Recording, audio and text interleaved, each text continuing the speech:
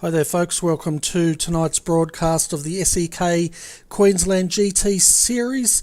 Tonight we're broadcasting live from Watkins Glen for round 7 and we're in for a 500 kilometre enduro, which is about 92 laps around this great circuit.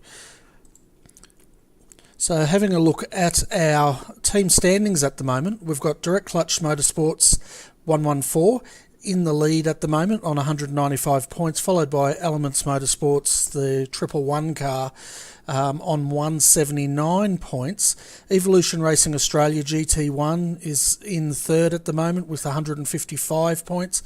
Rossman's GT in their rough is currently on 151.5 points, and then rounding out our top 5, we've got the SEK Queensland IRFF Racing number 46 on 140.5 points. So having a look at this, it looks like the roughs are pretty much dominating out there, apart from the third team, who's in a McLaren. So it looks like this championship's going to be fought out of the two makes of cars. The first BMW is in 6th, and that's TD Racing's number 727 BMW. So before we start discussing the track and strategy, I'd like to introduce Adrian back to the commentary box. Welcome, Adrian. I hope you've had a good weekend, mate. Yeah, thanks, Bernie. Hello, viewers. Yeah, Bernie, it's been a good weekend and looks like we're in for a cracker of a race tonight again. Yeah, it certainly does look like it. The times down there at the moment, Baden Reed just set a 142.294 fastest lap, so they're extremely quick times out there tonight, and it's going to be interesting to see how these guys go over I guess it's going to take about, 2.5 hours, maybe 2 hours 40 minutes to complete this race tonight. Yeah, it's going to be a long one, Bernie.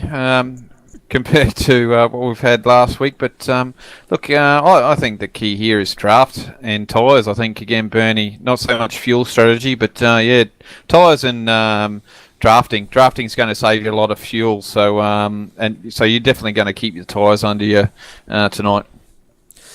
Yeah, that's definitely the secret tonight, that, as you said, drafting up that back straight and keeping an eye on your tyres. I've done some testing here in a McLaren earlier in the week, and one thing I found with our setup was our tyres tended to go off, within 10 laps. So if they can get this set up for the long haul, I think that's going to be their secret tonight. Yeah, definitely going to have to keep the tyres under you for sure. It looks like this track's going to chew them up a little bit, so make your car look after these tyres, stay off the curbs as much as possible, and just keep consistent lap times down, Bernie. Yeah, that's right. And looking at the Watkins Glen track, the track length tonight's 5.47 kilometres, 92 laps tonight. Pit stops, we're looking at 2 pit stops tonight. They should be able to do it within 2. Incident limit is at 45, so that's something we'll have to keep an eye on as this race progresses. And fast repairs, they have 2. So looking at the weather out there, we're running realistic, but at the time I looked at the weather, the air temp was 21 degrees Celsius. The track temp again, quite hot out there, 35 degrees Celsius, with a northerly wind at 11 kilometres an hour. So it looks like they're going to have a bit of a headwind going up that back straight tonight, Adrian. Yeah, that's going to definitely help with the car behind drafting. Obviously, he's not going to punch through that headwind at all, so it's going to get interesting coming down there, Bernie. We know that right hand is quite open, so it'll be interesting getting into that corner tonight.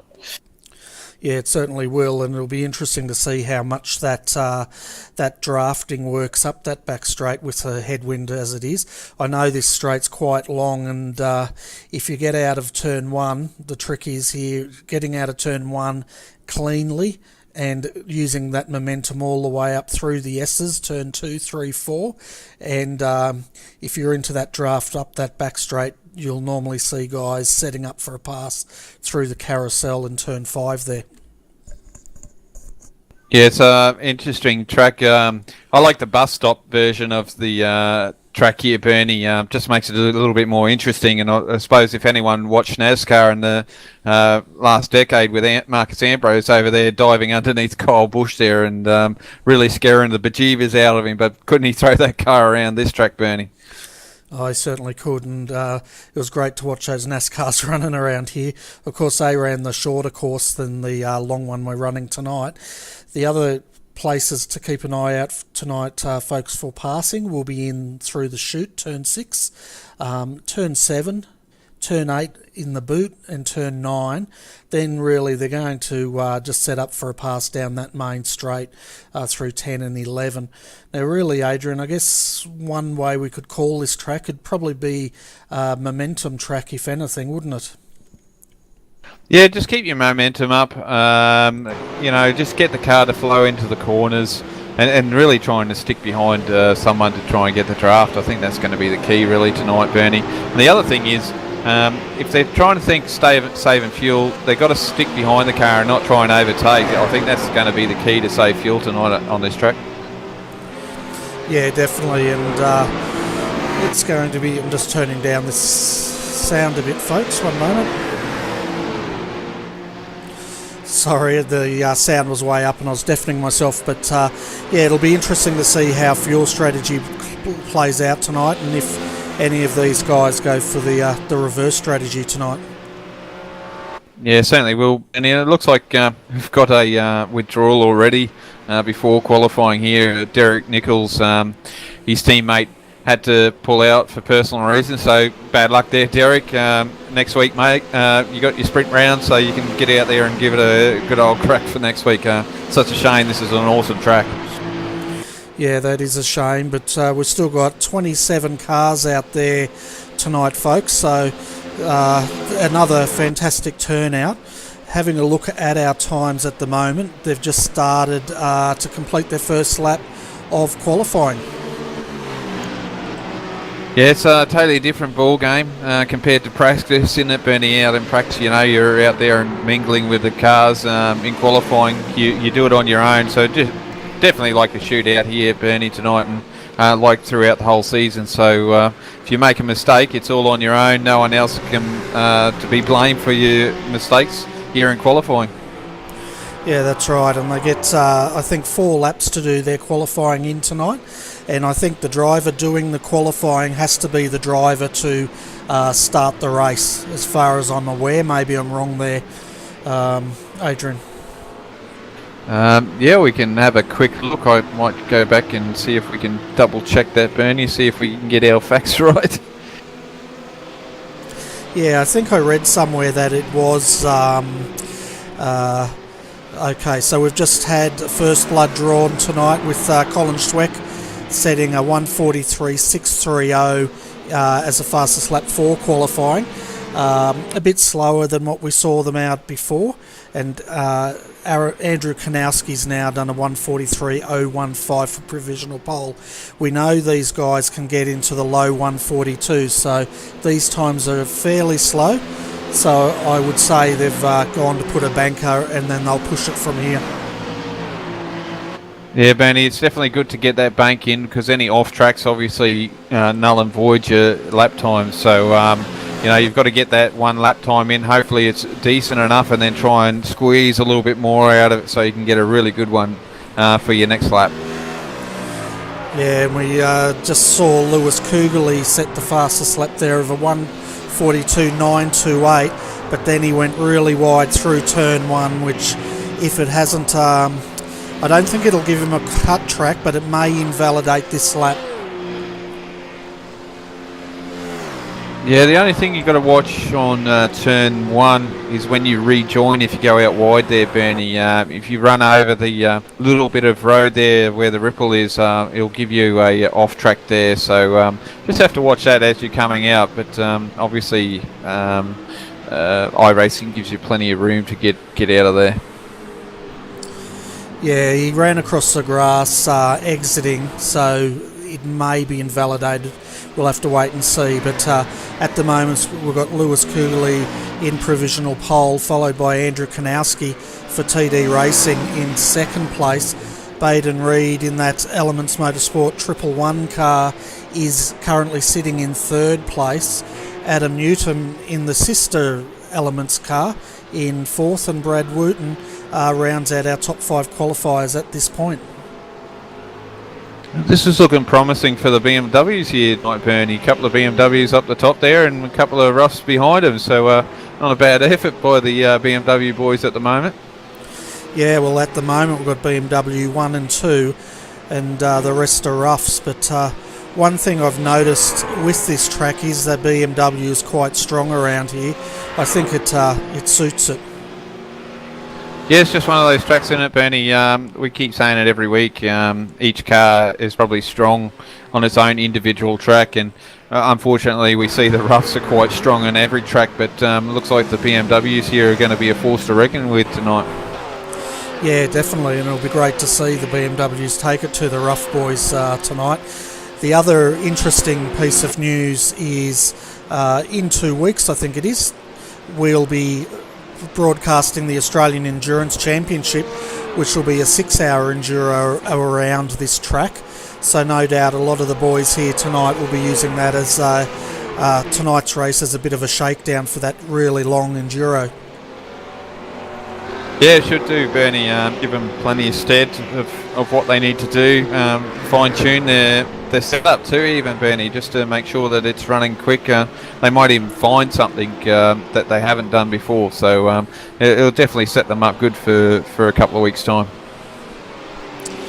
Yeah, and the guys are definitely pushing it out there. We just saw Scott Tamlin in a bit of trouble putting that car into the fence, but fortunately he should be able to get straight back out with a brand new car and try again.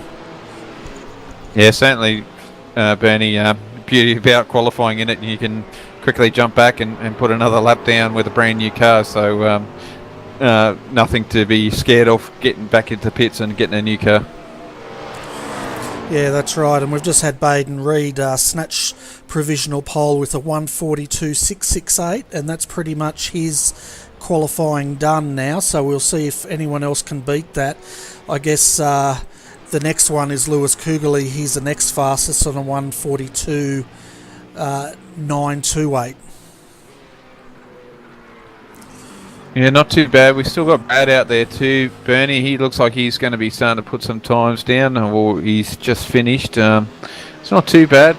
Lewis is back out there too, by the look of it, Bernie. Yeah, there's a few still out there, but now Lewis is coming through to complete his final lap. We'll see what time he does on this lap as he comes across the line. Did he get a better time? No, he didn't. So it looks like at the moment we've got Baden Reed, provisional pole, Lewis Kugerly, Andrew Kanowski and Brad Wooten. All those guys have finished qualifying. The next one is Adam Newton, who's currently sitting in the pits waiting to exit, but he has one lap owing if he wants to use it. Gavin Sadler's still out here though, currently sitting in 9th position in their 17 BMW. They're doing a good job, as always there, Bernie. Gavin puts in a stellar performance week in, week out, doesn't he? Get that BMW up there, so one of the top BMW drivers out there tonight. Yeah, definitely. You know, they're always in the top 10 and they really come into their own in these long enduros, as he's now coming in to complete that last lap. So it looks like he's done and dusted. And Marcelo Rivera at the moment looks like he's the only one out there running to complete these laps. Yeah, Bernie's still out there plugging away. It looks like it might be on his last lap, is it there, Bernie? Yeah, he might have even completed it. We've got him down here for 3 laps. Most of the guys have done the 3. I think they had 4 in their pocket, but that's what it says on the overlays anyway. But they're all pretty much doing their 3 and then stopping at that point. Yeah, up on the board it says 3 laps, but 10 minutes is finished, Bernie, and that's it. So no more time, and a bit wide there, so I'm not sure if that was it. Yeah, it looks like he's finished, Bernie.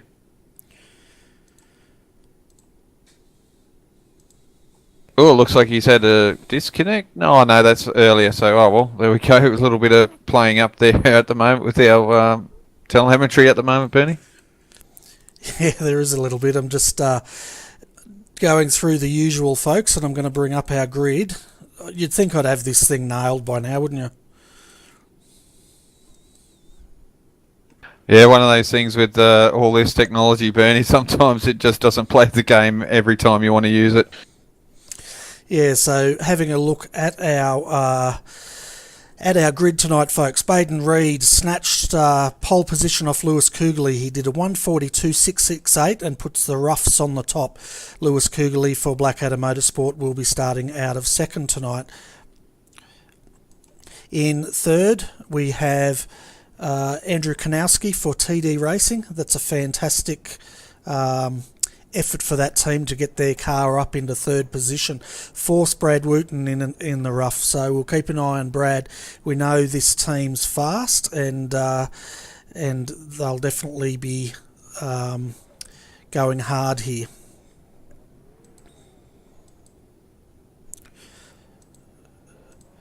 Okay, so fourth will be Adam Newton. Adam Newton will be starting with a 1:43.101. Then we've got Colin Schweck in the car for Rothmans GT in 6th. Paul Mansell, the first McLaren, 7th. Shane McMahon will be starting out of 8th. And we have Stuart Wood, starting out of 10th position. 11th will be Marcelo Rivera in a McLaren. Guy Leach will be starting out of 12th in the SEK Queensland Rough. Osborne out of 13th. Scott Tamlin will be starting out of 14th, and Schorler will be starting out of 15th.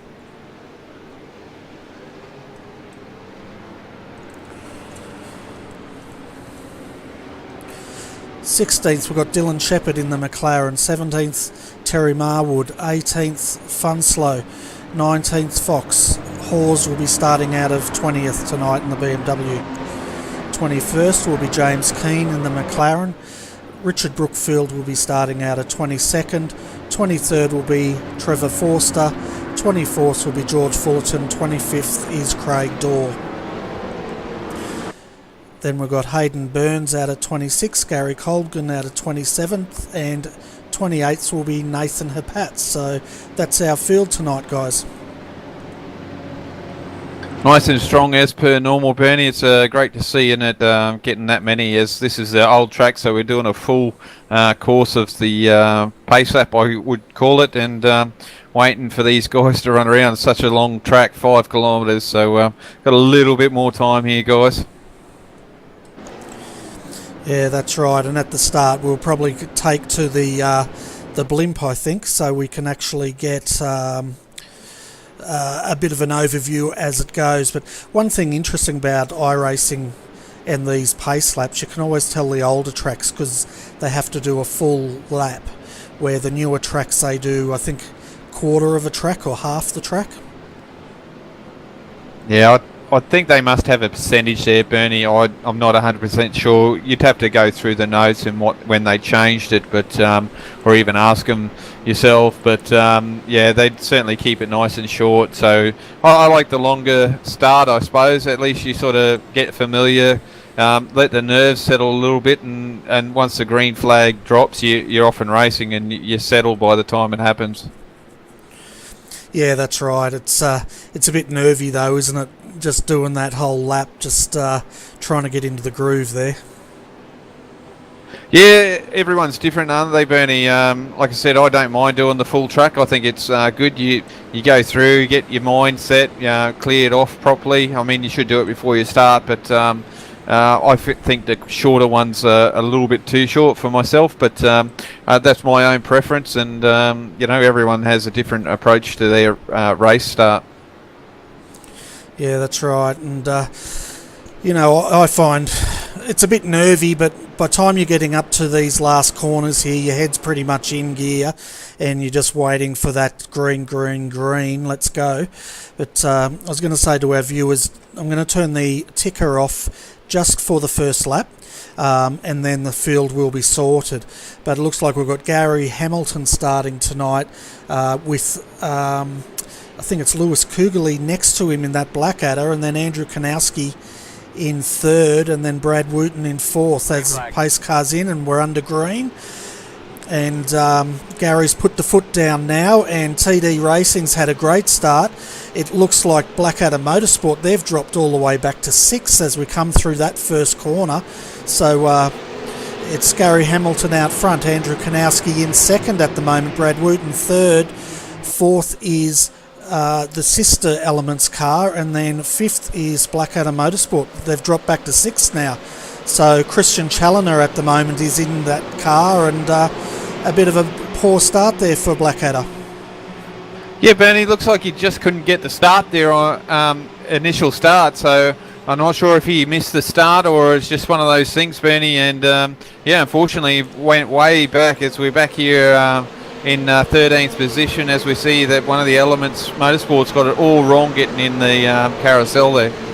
Yeah, and TD Racing has jumped out to the lead at the moment, which is great for that young team to take the lead, and it shows that they're on pace tonight. Yeah, and Andrew Kanowski there really out there, and he put down a decent lap time in qualifying, didn't he, Bernie? So he's out there getting that car motoring along, but really not going to help his fuel strategy, but we'll see if he can make a break here and see what the difference is. Yeah, that's right. So at the moment we've got a BMW first, followed by Rough second, third Rough, and fourth is a Rough. And now it looks like Blackadder Motorsport are starting to make headway. They're currently back up to 5th position and getting their momentum back. Yeah, just missed the start, I reckon, Bernie there, and you know, he's hounding there the second Elements car, and I'm sure he'll try and get that position back real shortly. And looking at our events, it was a really good clean start there. We only had one off track, and it looks like all the field's going through without incident, so that's great first lap from the guys. No, doing a great job. Just getting in and settling around everyone and having a good run, and you see these guys always practicing together, so they're starting to get the feel for each other, and especially around racecraft. And as we see here, a big gaggle of cars here stuck behind a McLaren down in 12th position here, Bernie, at the moment. Yeah, that's Paul Mansell down there. He's got cars all around him at the moment as they go too wide into the carousel here, and it looks like Chris Tarrant's trying to get through on him. We've got a Rough going wide trying to get past. It's all on back here for 8th and 9th. Yeah, it certainly is, and fairly poor start qualifying there for Chris Tarrant and Stuart Wood there tonight. Not very usual for these guys to be that far down, so we can tell that it's certainly a track for the BMWs to lose tonight there, Bernie. Yeah, it certainly is, and we've got Gavin Sadler at the Gavin Sadler in 10th, Guy Leach on the outside here as Marcelo's trying to get that McLaren through, but he's going to have to watch his cutback, and I think this will be Guy's corner up here. Yeah, this is a tricky corner here, Bernie, isn't it? Get out of shape here a little bit and you're going to go around, so guys have got to be careful on certain corners on this track. Yeah, always we got a crash. Yeah, we've got a big crash back there with a number of cars there. I'm just trying to get, I think that was, let's have a look if I can find that. We'll just jump back here, folks, see if I can get this replay, but it looks a bit nasty back there. Yeah, we got another spinner again there, Bernie. It looks like Dylan Shepherd must have been involved in that incident there as well, as we had a few cars. We had a Blackadder get involved as well, which is unfortunate. Lance Hawes, he had not Blackadder, that was KRF, so unfortunate for those guys. Dylan Shepherd for one performance. I think there was a couple others as well, wasn't there, Bernie? Yeah, we're having a look now. What happened was the KRF McLaren there got in the side of Dylan Shepherd and put him into the wall. They've come across the track, unfortunately nowhere to go for poor Dylan. He's been clouded again, and at the moment it looks like it's Dylan and it could be Lance Hawes involved in this accident. Yeah, we did have a Blackadder as well, Jake Fox. It looks like he got a minor damage because he was in the pits there for a second, and he's off and away again. So bit of bad luck there for Blackadder with their cars. They always seem to have trouble with at least one of their cars in this series at the moment. Yeah, and it's taken the other Blackadder, not the Blackadder, the KRF sister car, the number 27 BMW, went into the wall heavily as well. The 006 of Adam Funslow was also involved in that accident. So it's claimed at least 4 to 5 cars in that second lap incident. Yeah, it's a really tight part of the track to Bernie. Anything goes on there, you definitely can collect quite a few cars, especially if they're close together. So it's similar to a street circuit, in it, Bernie, in some cases, with how close the walls are at stages. So guys got to be real careful on how they race around here sometimes. Yeah, as we can see, there's absolutely no runoff in that part of the track, and it has claimed a few scalps. But out the front at the moment, we've got Andrew Kanowski for TD Racing leading the way, followed now by Gary Hamilton, who's starting to set up a draft here. Gary just doesn't have the momentum to pass that BMW at this stage. Third now, we've got Brad Wooten, and fourth, we've got Christian Challoner. And we've got another spinner up the back there. That looks like it was... trying to get back up there to see. It might have been the green McLaren of Paul Mansell's. I think it's from Shane McMahon there, Bernie, for MF Tech. So they've had a paint scheme change this week by the look of it. Okay, we're going to have a look. Oh yeah, we can just see here he's lost it coming into the carousel, and quite costly because he's stuck on the inside there. And he's got to sit and wait for the whole field to go through. In fact, I think he's used a fast tow instead.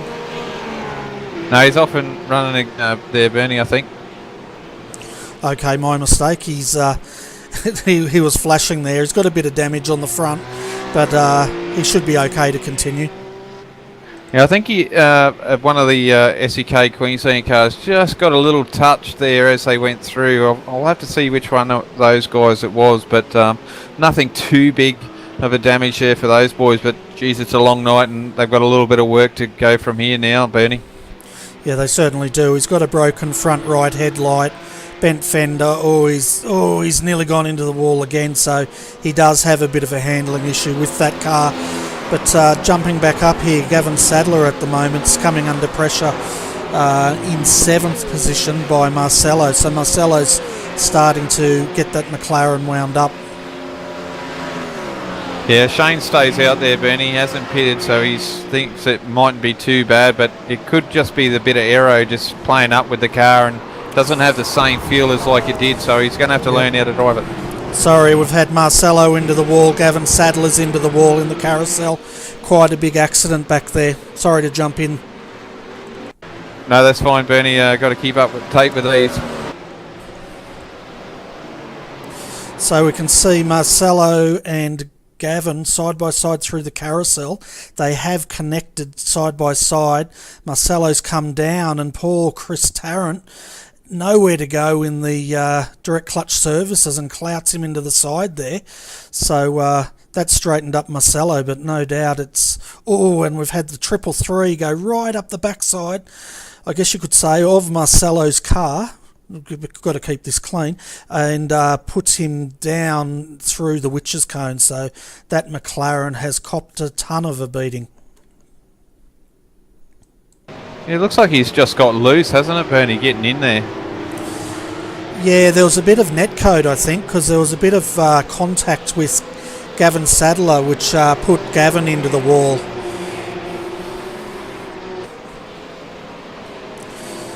But it looks like, just checking on Marcelo, he's got a lot of rear end damage, but he's staying out there at this stage. Yeah, as Marcelo's gone around, it's actually clipped Gavin's car, and it's just unsettled it on him, and he's spun it. So that's bad luck there for Gavin as he was coming on the outside of him then. Yeah, that's right, but at least Gavin managed to get it off the track, where poor Marcelo was sort of stuck in the middle of the track and copping it everywhere. But he's still out there running in 17th now. Yeah, that may affect his rear downforce there, Bernie, so it may have slowed him down. And yeah, oh, geez, that was a big lift, wasn't it? Coming in there from was got Tamlin, yeah. So big one there for Marcelo. So yeah, that's why there's so much damage there, Bernie. That's right. I'm just going to have a look at.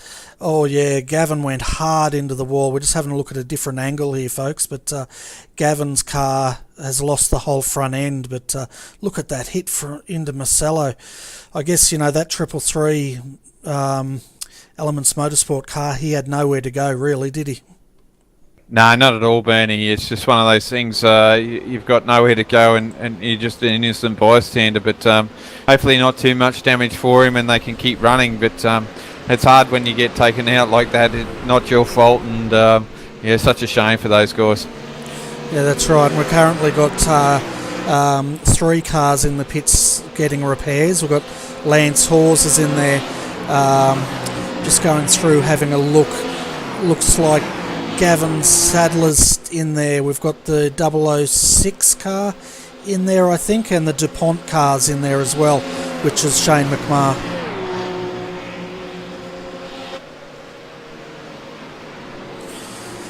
So, wow. Yeah, there's been a bit of action out there, but at least we're keeping on top of it tonight. But we can see now the 111 car is trying to go the outside on the TD Racing. First, so Gary Hamilton has taken the lead from Andrew Kanowski in third. Christian Challoner doing a great job. He's up into third now. And then we've got Brad Wooten right behind him, and Adam Newton also doing a great job there. The other guys to give a mention out, folks, is the Schweck brothers have started from 9th, I think it was, or further back. They're up to 6th at the moment. Yeah, Benny, Schweck boys need a bounce back after last week. I'm sure they was a bit unusual for them last week to have that sort of situation for them. But yeah, they need to bounce back here. But it's going to be hard. Like I said, these BMWs tonight are definitely on the pace here. But Baden Reed out there Gary, is definitely out there doing the job for these roughs at the moment, isn't he?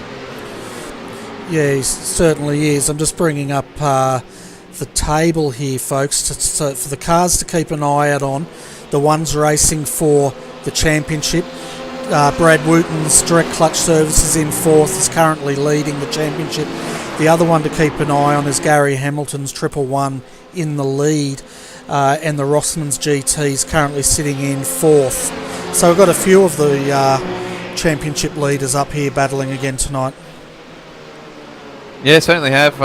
You know, as they always say, the cream does rise to the top, and definitely seeing the cream of the boys out here at the moment racing, Bernie, and you know, there's awesome stuff to watch for the viewers, I'm sure, and it's certainly entertaining for us. Yeah, it certainly is, and the 67 with Christian Challoner in the behind the wheel at the moment, they're currently sitting in 8th, and I think they're back that far mainly because they've had quite a bit of bad luck in this series. Yeah, they certainly have, haven't they, Bernie? They've had a few problems throughout the season, and they're certainly moving forward. Oh, definitely. They're a definite contender, as you can see them out the front there. He's now taken the TD Racing, and he's brought that car up into 2nd now. So Blackadder's now moved the BMW into 2nd, so that's great. Yeah, it looks like Andrew's getting a bit of pressure here from Brad Wooten too. Brad's definitely gaining on him here, and looks like Baden and Christian is definitely stepping out there. Yeah, well, they're coming up to 9 laps completed, and I guess this is when car setup's going to start coming in, isn't it? Because if they start chewing through these tyres too quickly, they're going to suffer. Yeah, certainly, Bernie. You know, it seems like this track's a little bit abrasive on the tyres, so really got to make sure these cars can handle the tyres for this certain distance. So, and like we said, you know, we think it's a 2-stop, but I think there's going to be a lot of pit strategy here tonight. Yeah, it's going to be interesting to see how that unfolds. I'm not sure if anyone could make it on 1-stop though, or could they? No, not at all, Bernie. They can only get 34 laps, I think, maximum, unless they, use map 2 in the BMWs, and they save a lot of fuel, but that's a lot of fuel they've got to save, and I don't think it's worthwhile in this series. No, I think they'd be losing far too much in lap time to make it worth its while, but it'll be interesting to see. As we can see, Brad closing in on the back of Andrew Kanowski now. That's for third. Brad did make a move, but he wasn't quite close enough. Yeah, a bit of breaking news here, Bernie, from the viewers. We've got car number 99 has been disqualified from the race, so we're not sure. We might get some more details later on. Definitely need to see what's going on with that. Yeah, definitely. That's the ERA entry. Marcelo Rivera was behind the wheel of that car, and he was involved with that incident with Gavin Sadler earlier tonight. So that's really bad news for that team, because they were fighting. Let's have a look. They were third in the championship, I think, for that car. Yes, they were. So that's a big blow for that team. Certainly is. So hopefully we might find a little bit more about that later on, viewers, and we'll get back to it as soon as we can. But obviously these are the things that we get fed a little bit of information, and we'll try and pass it on as quickly to you. And it's definitely contact from the 17. There we go. Thank you very much, Troy, for the information. So once again, we're getting some feedback there, Bernie. So yeah, definitely from contact with the number 17 car. Yeah, so that was the incident where they hit side by side, and Marcelo got rear-ended by a number of other cars. So very unfortunate, but thanks very much to Troy for getting us that information once again tonight. Yeah, it's very handy, isn't it, Bernie? And thanks, guys, for keeping an eye for us as well. Much appreciated, and I'm sure the viewers out there enjoy it as well, getting the information to them as well. Yeah, definitely. I think we'll use Troy as our spy guy, as he gets that information to us when we don't. So I really appreciate getting that inside information. But we've got Gary Hamilton at the moment out the front. He's got a 1.12 second lead over Christian Challoner, who, it must be said, is doing a fantastic job out there tonight. Andrew Kanowski's in third for TD Racing, another team doing a fantastic job. Brad Wooten fourth, and rounding out our top five is Adam Newton. They're doing well, and in the top six there we've got Colin Schwecken. Seventh, Aaron Osborne moved up a fair way there, Bernie. Started seventh into 13th, so that's a good few positions there he's made. So qualifying may not have been his forte there tonight, and he's driven up into seventh there, Bernie. Yeah, well, that's fantastic for TD Racing. They've got two cars now in the top 10, and I'd say that car will be looking at moving up a few more positions before the night's out. Yeah, for sure. I think anyone that's in there be definitely looking for more positions, and we've got the Pagnian Rough in there as well, the number 5 car, Bernie, definitely doing a good job there with Paul Mansell.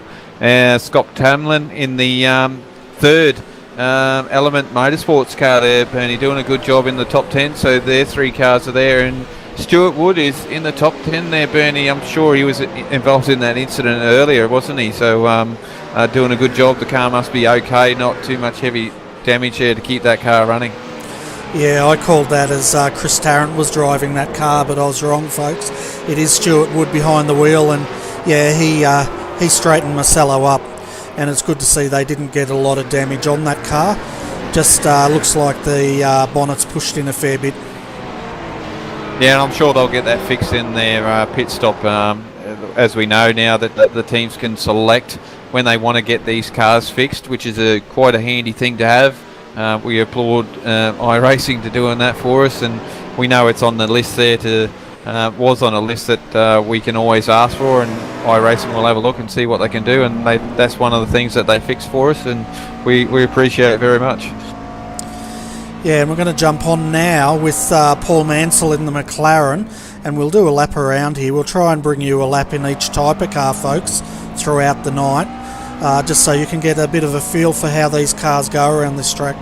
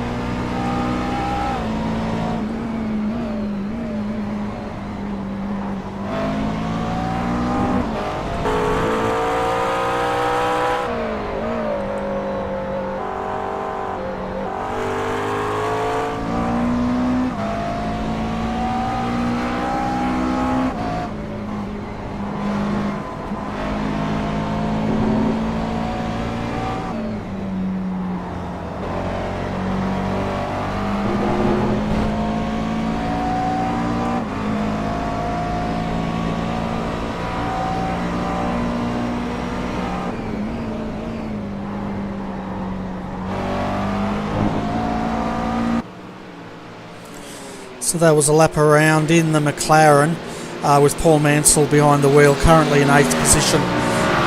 That lap was a 1:44.551. Yeah, so the times have definitely dropped now, haven't they, Bernie? Not as quick as earlier, even in the draft. So it just goes to show how much this track actually chews the tyres. So definitely look for guys to try and utilise trying to get fresher tyres on as soon as they can, and see if they can undercut everyone by doing that. Yeah, and we're just having another look at a battle here between James Keane and who we got. The other McLaren of Terry Marwood, I think it is. Yeah, Terry Marwood, and I think it's is it Zach Shallner? Yeah, that's right. So they're all for position at the moment. So got, I guess you could say, a trio of McLarens. Yeah, Bernie, definitely do, and these boys are definitely fighting into the corner here. Yeah, they definitely are, and it's good to see these guys having a battle, and it's good to see Zach still in 12th there. He was involved in that incident with Dylan Shepherd earlier tonight. Yeah, not too much damage then, and being able to keep this car up front as my cameraman keeps swapping around here at the moment, Bernie, as I can't keep track of him. Yeah, so their gap's starting to come out a little bit, but these three are still having a good battle there. They're lapping in the 145s though, where our leader at the moment, Gary Hamilton, now coming under pressure from Christian Challoner. They're lapping in the 143.9s. Yeah, it looks like Christian did a 43.6 on the last lap, so definitely a little bit quicker than Gary at the moment. And then Andrew Kanowski is doing a 44.2, which is a lot quicker than Brad. He did a 146, so dropped off a little bit of time there. Must have had an issue, as Dylan Shepherd must have had a spin there, Bernie. Yeah, we saw that in the background there, and Andrew Kanowski did really well to avoid that because he nearly had Dylan in the side of that car. Oh, that must have been close then, Bernie. Yeah, we'll jump back and have a look at the replay of that. Dylan's had a bit of a bad run tonight. It certainly is, Bernie. Such a shame, as I can see. I'm out here with Adam Newton at the moment. My cameraman's with him, just following Brad. So Brad's definitely dropped off the pace, as well as there was three Russ there together at that stage. Yeah, I'm just having a look at Dylan's car. I don't know what's wrong with it. It's going all over the track. It looks like he's broken some sort of suspension on that car, because it's oh yeah, he'll have to bring that car in. It's a mess.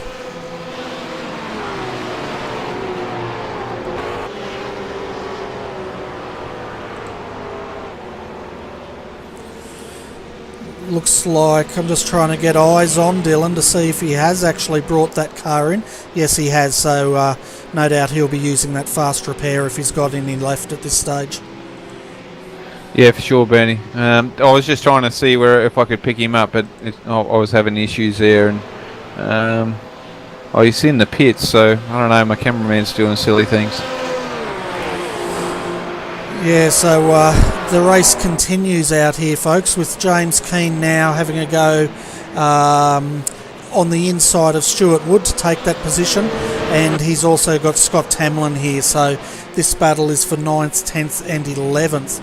Also, the number 91 now is making a move. That's Colin Schweck, and where my cameraman keeps on jumping around here too. He's trying to pass Brad Wooten at the moment for 5th position. Yeah, certainly is, and we've got Adam Newton in front, so that means Adam's got around Brad there at that stage then, Bernie, because we know Brad was in 4th, and it looks like it's now Colin's turn to try and get around Brad, so setup probably not quite like taking those tyres as well on that direct clutch car tonight there, Bernie. Yeah, it looks like they're having a few issues out there, but I guess it's a long race. We're only 16 into 92. As we can see, Brad taking a wide line out of turn 1 there and getting the car sliding a little bit. Yeah, just very tricky, I suppose, and like I said, I think this track is definitely really harsh on these tyres, so it's going to be interesting. If we're going to see anything soon, it's going to be probably a bit around anywhere from lap 20, I think, Bernie, if people are going to stop for like a reverse strategy or trying to utilise tyres tonight. Yeah, I guess if they're going to do a reverse strategy, what is it, lap 20? If they're going to do a normal strategy, I think you worked out as about lap, 32, 33? Yeah, about lap 33 is a normal stop for these guys.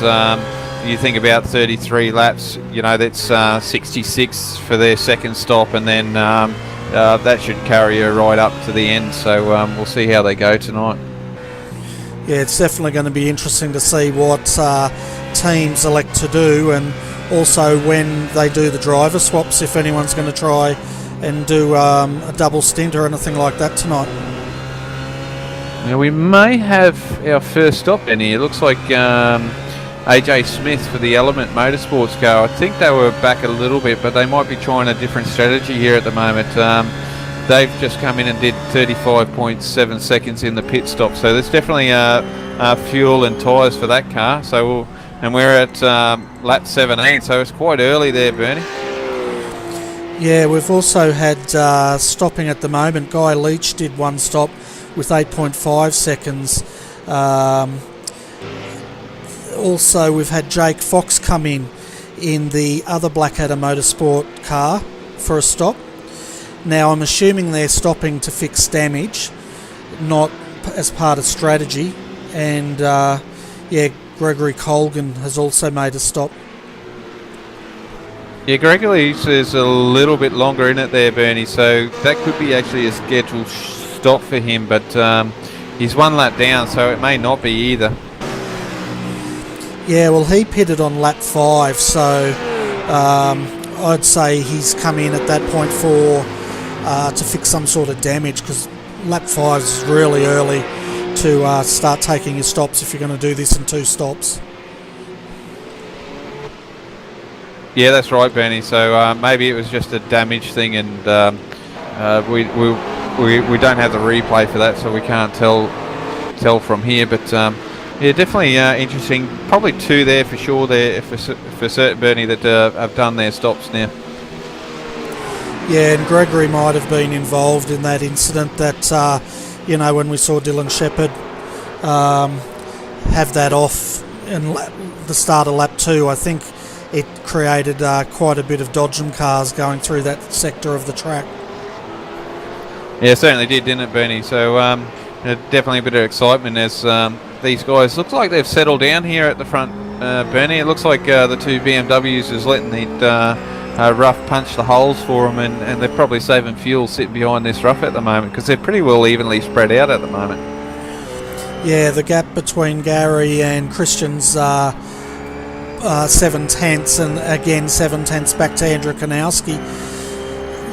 Colin Schweck's a long way down at the moment in 4th position. Him and Brad Wooten now are 12 seconds from the lead as Brad swoops to the inside to take Colin. So something happened to Adam Newton and Bernie, because he was in that group with those 2, and he's dropped down to 7th, which pushed Aaron up into 6th. So might have had a little bit of an incident there for Adam. Yeah, on lap 15, Adam did have a number of off tracks there, and we'll jump back and see if we can find out what did happen to him. But that'd be just jumping back now, folks. So at this point, he was running in 3rd position. Yeah, and he's lost it. I'm not even sure what the name of that corner is, but he's gone. Yeah, he's kept it off the wall though. Or has he? I'm in super slow-mo. No, he's totally looped it at that point. And but he has kept it off the wall.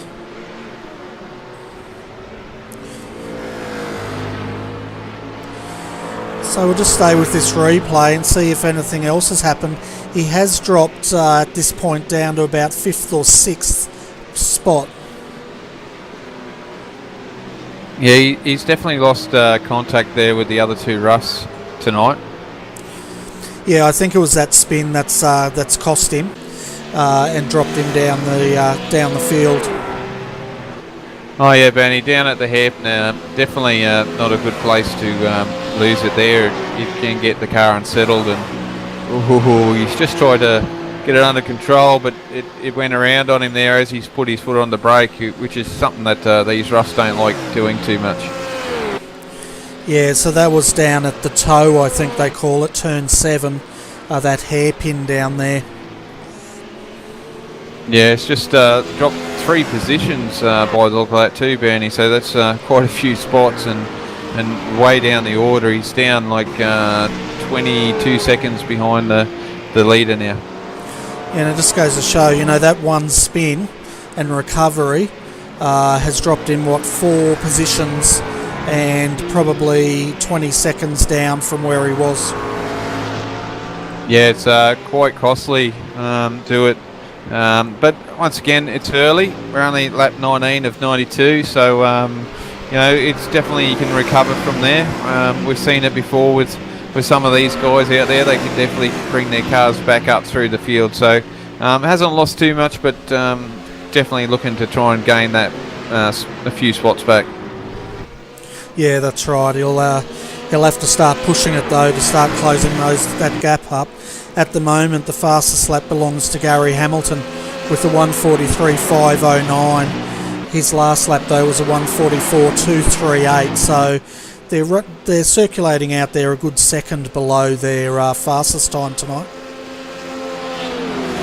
Yeah, as the fuel drops down, you think they'd go a bit quicker, but that's not really the case because their tyres are going off, as I can see here at the moment. Christian really closing in there on Gary's, so I say Gary's tyres are slowly dropping off now, Bernie. Yeah, they definitely could be. We're riding on board now on the roof cam with Christian just to see how Gary's car is handling. So come through the toe here. It seems to be behaving itself in the rear end as he goes off the track, but looks like it's handling okay from what I can see. Yeah, maybe the boys are just playing possum back here at the moment too, Bernie, just letting Gary push that hole in the air like I said before and using his draft to save fuel. That's definitely going to be a key issue because the more you save, the less you have to put in the next stop. So the lighter the car's going to be, the quicker you're going to run. Yeah, that's right, and they've got to look at the long game here because we've only completed 21 laps this time round, so they've still got another 71 laps of racing to do tonight. Yes, definitely do, and isn't it good though, Bernie? It's good to see a couple of different car manufacturers up here fighting for top spot at the moment, so definitely things have changed on this track, that's for sure, but we still see a rough out the front, but look, I'm just happy to see a different car up there other than 3 roughs in a row. Yeah, and the other thing I'm happy to see up there is a number of smaller teams. I guess the smallest team taking it to them tonight would probably be TD Racing, which are doing a fantastic job with Andrew Kanowski currently sitting in 3rd position. Yeah, what a story that is. Andrew Kanowski just joined the team a couple of weeks ago, and now he's vying for top spot. He's definitely on the podium at the moment, but I know it's early, but what a story for that bloke to come into the team and putting in this effort tonight. Yeah, well, we've seen him in previous rounds, and he's always been strong right out of the, since joining the team. So I think this young, well, I don't know how old he is, folks, but this new driver for TD Racing is definitely making an impression in the SEK. Certainly is. I think the boys are going to have to make sure they've got a solid contract with him, otherwise he might get snavelled up here the way he's driving at the moment, Bernie. Yeah, well, we'll have to ask team owner Tim Ballinger next time we interview him if they've locked him into any sort of long-term deal here. Yeah, for sure, Bernie. We know that some of these good drivers certainly can get snavelled up pretty quickly from the top teams. But I'll tell you what, it definitely has seen a lot of improvement with the whole team this season, how they're running. So it's good to see that they're gelling well and the teams are working. And even with the Element Motorsports too, Bernie, you know, at the moment we see Baden Reed and Gary out the front nearly all the time, but they're quick drivers. But you can also see that they're pulling their teammates along, and they're having a few issues, not on their own, just on their own accord, just issues throughout the race that are happening. And look, I'm sure this is what this series is all about, bringing these drivers through, and it's phenomenal to see.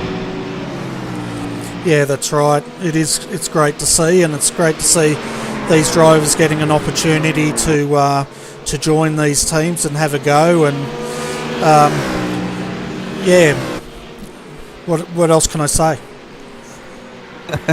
Yeah, Benny, it's just amazing. Like we're quite fortunate we can sit up here and commentate on what we see, and we call it the way we want to. But we also see how these teams are progressing, and it's great to see. And the you know, the community that's involved throughout the weeks that they're practicing, they're all in there, they're practicing, and you know teams are helping out other teams with their cars. So it's really good to see, and it's all not, we're all out there to win, we're out there to help each other out and make the racing what it is today, and it's great to see. Yeah, that's right. We've got a really good community in the iRacing Australian community here, and you know, I think I've made quite a few friends through the community. So if anyone's interested in sim racing, definitely check out the Australian iRacing community. Said community a few times there. Aaron Osborne at the moment in 6th position is starting to come under a little bit of pressure from Adam Newton as Adam tries to recover from that earlier spin. You're just slowly falling back into the clutches there. Doing a great job there too. That TT Racing team, geez, it sounds like we got endorsements from them at the moment. But it's just good to see guys like this come up through the series, and you know, I'm pretty certain there's a couple of them that have tried to be here in commitment and just trying to find themselves. So it's really good to see these 4 drivers gel and make it is. And they do have a few guys there in the back that help them along. So it's not just the 4 drivers you see here tonight. There's quite a few other guys there that put in the effort as well, Ben. Yeah, definitely. And Adam Newton at the moment, he's just taken Aaron for that 6th position. So the 222 Elements Motorsport drivers starting to push hard to make up for that lost time in the spin earlier tonight. Yeah, this Element Motorsports, like I said, Bernie, earlier, just unfortunate they've had a few hard luck stories we've seen there, with Adam just getting a little bit crossed up there at the toe there before. But you can see the improvement just even with Adam here and in the races joining with this team, you know, the improvement that he's making. So and this series is just that's what's creating this improvement, and it's good to see. Yeah, definitely. And we've seen this car, it was reasonably strong at Silverstone, but unfortunately had to retire when it was a victim of that big accident coming off that back straight. But it looks like Adam's having a better run tonight, and he's just passing some of these lap drivers. He's currently at the moment 6 seconds off 5th, and that's Colin Schweck is the next car he's got to catch. Yeah, and we just had a pass for the first place there, Bernie. Christian's jumped into the lead here, and I think Gary will rub in his hands here at the moment. Let the car cool down, suck in and save a bit of fuel here. Yeah, so was that pass on the back straight under, did he get a tow, did he? Yeah, he got a tow into the carousel there, Bernie. Is they're starting to drop off Adam here at the moment, Andrew, I mean, at the moment. So they're just broken away from the 3rd place driver at the moment. Yeah, so at the moment, Christian's the fastest on the track. His last lap was a 1:44.139. But I tell you what, Gary's not letting him go, is he? No, he's not. We know Gary, he'll get in there and he'll keep fighting. He's like a dog with a bone in there. He just keeps in there and pushes away. But these BMWs seem to be hooked up tonight and definitely is it. And as I see the TD car drop into the pit lane, so they're going in for their stop. So they're lapping at lap 24, so they're doing a little bit of a short stint here, Bernie. So it'll be interesting where he comes out. That's right. It'll be imperative that he comes out in fresh air. He doesn't want to get caught up here. But as we're on board now, folks, with Gary Hamilton, have a look at this toe down this back straight.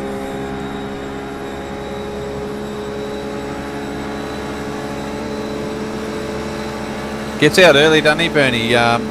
Came out real early, got a good toe coming up through the S's there and got in and got that job done. But this is not saving fuel at the moment. No, they're definitely not trying to save fuel as Christian's having a look back. But it was amazing. His that Elements Motorsports car is so strong. He started pulling him in as they were coming out of the S's. Yeah, definitely got a good run up, didn't he? Up through the S's there, and as he's come up, he definitely had the run on him, and got that job done fairly early, didn't he? Yeah, he certainly did, and it shows how well that car's coming off turn 1 at the moment, because that's really the key there. If you get off turn 1 really well, you're going to get that momentum all the way up through the S's and up onto the back straight, as we just saw there with Gary Hamilton retaking the lead. Yeah, for sure, Bernie. Good job there by Gary. We know he wasn't going to let that go, and he made it known that he wants to stay in first spot at the moment. Yeah, that's exactly right. He's putting out a message there that he's here to race tonight and to race hard. As Gary, I think, only really knows one thing, and that's to race hard anyway. Yeah, that's exactly right. And let's have a quick look at that TD Racing car. It's come out in 15th position there, Bernie. Got a little bit of a gap, so could obviously use the toe in the car in front of him, which would be not that person, Hayden Burns. So he's got Hayden Burns, which is actually a position. So we'll see how quickly Pat can get around here. Yeah, and Christian's just repaid the favour again and taken the lead off Gary, so it looks like these guys are going to be swapping position. Well, they have for the last 3 laps in that spot anyway. Yeah, for sure, Bernie. The guys definitely are fighting over that first place, and I think it's a little bit much again, Bernie. I think for such a long race to fight for a position that you really need to be hanging on to at the dying minutes, not in lap 26. Yeah, that's right. So having a look at the 717 car, I'd say that's the first of the official pit stoppers. Pat O'Hara's in the car now there, as he's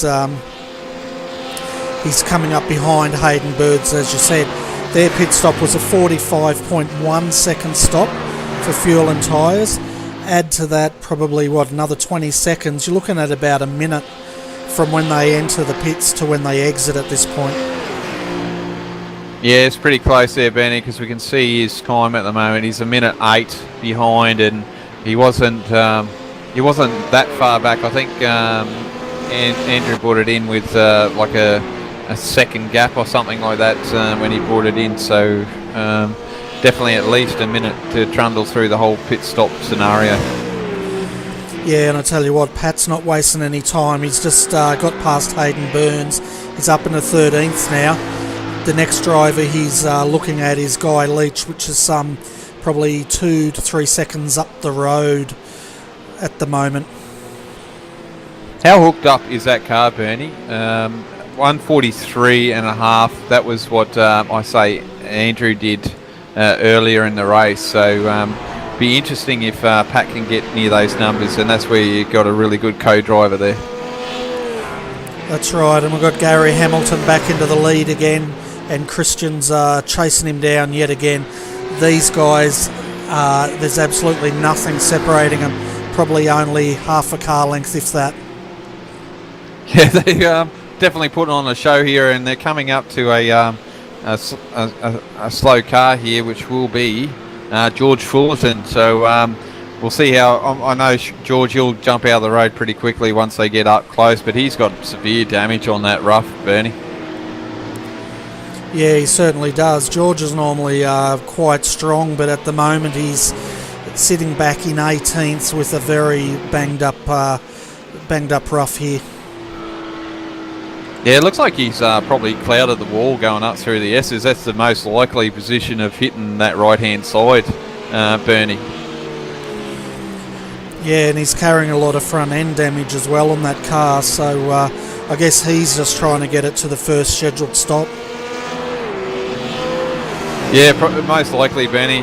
Don't want to use your quick repairs at the moment, but this is where you really want to try and figure out if you can get this, change your strategy quickly. But is he going to get out the road or just stick his line? If he sticks his line, it's okay as well, but which he has done. And Christian, it's going to get tight. Oh no, they get done cleanly, and good job there by George as well, sticking to his line. Yeah, poor George was a bit of a sitting duck there, but at one point I thought Christian was going to try and box Gary in, but he just couldn't get close enough to make that move happen.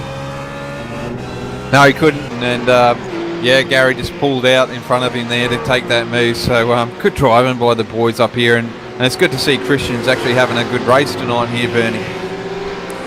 Yeah, definitely. They were strong at Silverstone, but they were involved in a couple of unfortunate incidents that night. But definitely great to see the Blackadder guys strong here. And I think he's teamed up with Lewis Kugeley in that car tonight. Yeah, definitely a force to be reckoned with.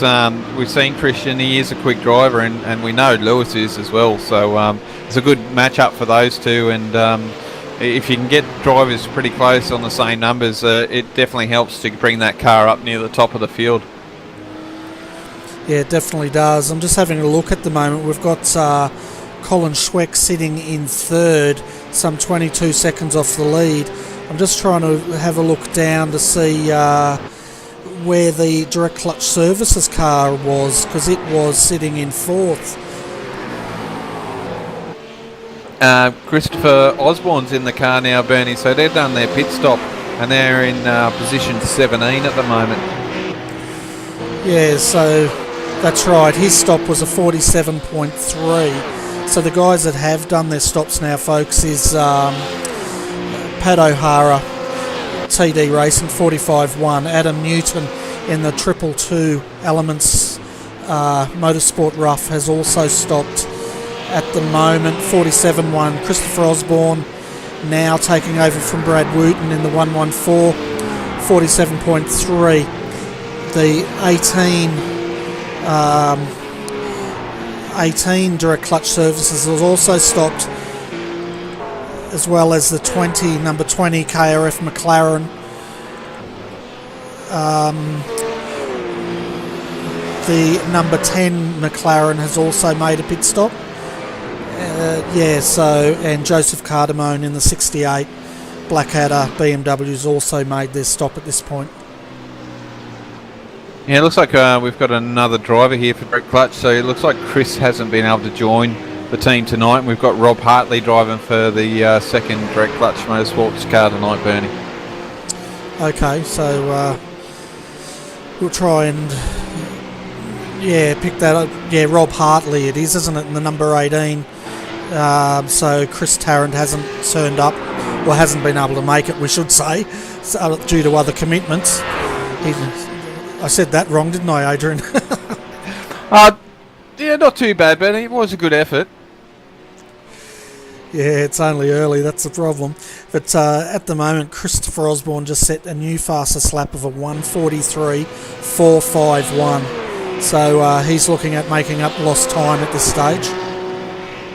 Yeah, they're a lap down by the boards, aren't they, Bernie? So, definitely got a bit of work there to get on with, especially with Christian driving out the front, because it looks like we've got Baden Reed in the car now doing a pit stop, Bernie. Yeah, so he's taking over from Pat O'Hara now, so it'll be interesting to see, not Pat O'Hara, sorry, Gary Hamilton. I'm losing it. You'll be right, Bernie. So yeah, it's going to be interesting to see where Pat comes out here. If he comes out behind him or comes out as I see Pat coming down the front straightaway. And Baden's now just exiting the pits as he goes through the safety car. Where's Pat? Pat's coming around now. Baden's coming out on the track. Looks like Baden's just got out in front of Pat O'Hara here. And he's sitting back in 9th position at this stage. Yeah, what a good job there. That was really close. And we'll see if Pat can hang on here and follow Baden around, because that'll be an awesome effort and might even help Pat here get a few tips on where to brake, and that might make him a bit quicker, Bernie. Yeah, well, that's right. It's always good to sit behind a faster driver here and get to know their lines and where they're braking. And the other thing to remember, Pat's got warm tyres, where Baden's tyres will be a bit cold for the first half lap. Yeah, they certainly will, and we know Baden though, he's pretty quick, so we won't discount how quick he is either. So, but definitely good stead here. He's really close too, so it's going to be interesting when Christian pits, Bernie, where they come out. We knew they were close to before this TD racing car pitted, so it's going to be close here. Yeah, it definitely will be, and at the moment Baden will be looking at getting a fast time in to try to gap Christian, or Lewis will probably be behind the wheel by then. He certainly will, and Christopher Osborne here is trying to, looks like he's going to try and unlap himself here, because he's sitting right behind Christian at the moment. So we know what Christopher's like. He's also a dog with a bone in there. He doesn't want to let go, and he'll push and fight and growl at you if he can't make his way through. Yeah, well, that's exactly right, and you know, the last thing Christian's going to want to do is let this car through, because if they can keep him a lap down, it's definitely going to play into their hands. Yeah, for sure, Bernie. As a driver, you know, you don't want to let that car through. I'm certainly the boys won't want to let that car through. They know how strong this team is, and if they can keep that team behind them and they're winning the championship, you know, it's all to play for. And these Blackadder Motorsports guys definitely want to put a statement in that they're here to race and make a name for themselves, and that's what they're doing at the moment, isn't it? Definitely, and I bet you fresh in their minds at the moment is that they were in a reverse situation at Silverstone. They were a lap down trying to pass the 114, and the 114 wasn't doing them any favours whatsoever or letting them through. So as we say that, the 114 has unlapped itself. So I was going to say they would not be in any mood to make this easy for them to unlap themselves during this race. Yeah, but we've seen this before with Christian and Gary before. He was hanging on and he overtook him again, so we'll see. We never know. It's getting on here now, Bernie. It's looking like these guys are definitely going to need to pit soon, so we'll see if they'll hang on for a little bit longer or they'll pit this lap. Yeah, I'd say they're looking at stopping, but that, you know, saying that, it was a smart move in a way for Christian to let Christopher through. They don't want to have contact again like they did that time at Silverstone, and no doubt they'd be remembering that and just racing for the win of this race. Yeah, it's you know, you don't want to let guys through willy-nilly, but yeah, it's one of those things. Do you take the gamble, as they're pitting now anyway, Bernie? So this is going to be interesting to see where these boys join up. Yeah, well, that's right. At the moment, Baden Reed was 69 seconds down, so I think when they come out, it's going to be mighty close. It certainly is. As I'll stay with Christian here at the moment. We'll see what happens, and I might get a good view of when these guys, as we get a few more, starting to pit. Yeah, well, we've got Baden Reed now just coming out of turn 7. Up into the boot now, turn 8, so he's got a fair way to go to make this up, but I think they're going to be only separated by a matter of seconds by time this pit stop's happened.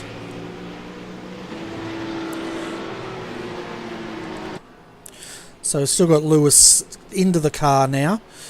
And where's Baden? Baden's now just coming up onto the main straight at the moment. Yeah, waiting for tyres, unless it's already done. I've missed it by looking at something. It doesn't look like they've done the tyres yet. Well, they should have done. Yeah, they've done the tyres. I must have missed it, Bernie, and he's away.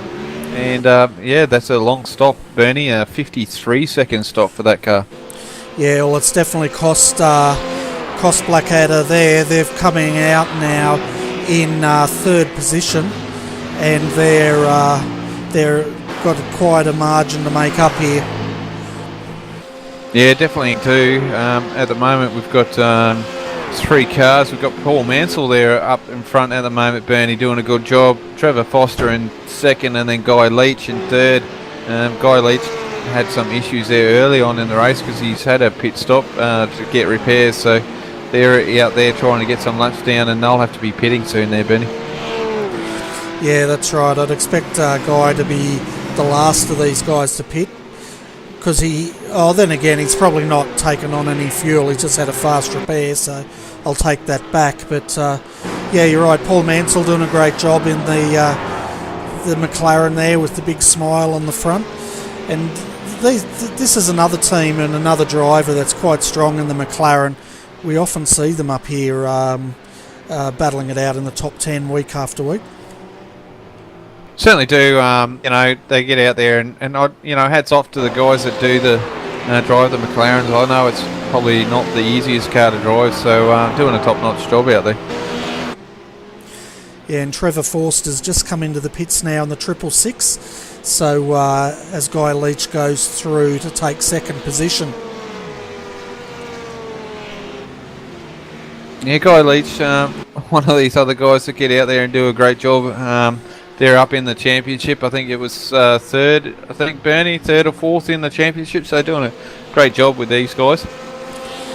Yeah, definitely. And having a look at Baden Reed in the 111, that undercut has definitely worked.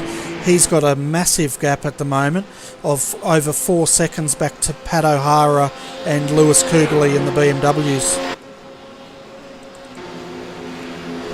Yes, as Lewis is going around Pat here at the moment, so they'd be positioned there. So we'll see how that goes. But doing a great job out there at the moment for third. So doing a great job, and it's good to see, like I said, I'm banging on about these BMWs, but good to see him having a good run. And Pat's done a spin commentator's curse there, Bernie. Yeah, well, it looked like he just lost that under brakes. Not sure if he hit the wall there. The car doesn't look too bad as he's continuing on. It'll be interesting to see how quickly Lewis can catch up to the back of Baden, because this will really show which cars are fastest at this point at the moment. Yeah, certainly will, Benny. And yep, Pat just seemed to just glance the inside wall there, so hopefully not too much damage to upset his car, but he's away and racing again. Yeah, he's got a little bit front left fender damage, but it doesn't look too bad. Just a bit of a crumple there. I don't think it's going to affect his handling or top speed. No, and Paul Mansell out there again, Bernie, throwing down another lap. So the lap 35, looks like these McLarens can run for a little while on a full tank of juice. Yeah, it certainly does, and it's great for his sponsors there, Pagnian, to have that car take the lead for a part of this race. Yeah, and it makes you feel good too, Benny. Get a lap underneath your belt up the front there. It's a good job. And you know, it's always exciting to get out there and know that you're a leader of a race at some stage, Bernie. Yeah, well, that's right. It's always good for the confidence there, and Paul's doing a fantastic job out there again tonight. As they all do, I think, Bernie. You know, these guys sometimes have bad luck and, unfortunately get taken out. Whether it's, the car gets a little bit loose underneath them or what have you. But the boys put a mighty effort in to get out here and put on a show for us. Yeah, definitely. And The other thing, look at the pace of this 111 car. It's just rounded up Guy Leach, and that the triple ones had to stop. Guy Leach is yet to stop, so definitely goes to show how much pace these front runners have tonight. Certainly does, Bernie. As we see, Paul Mansell is in the pits now, so he's going to get his service done.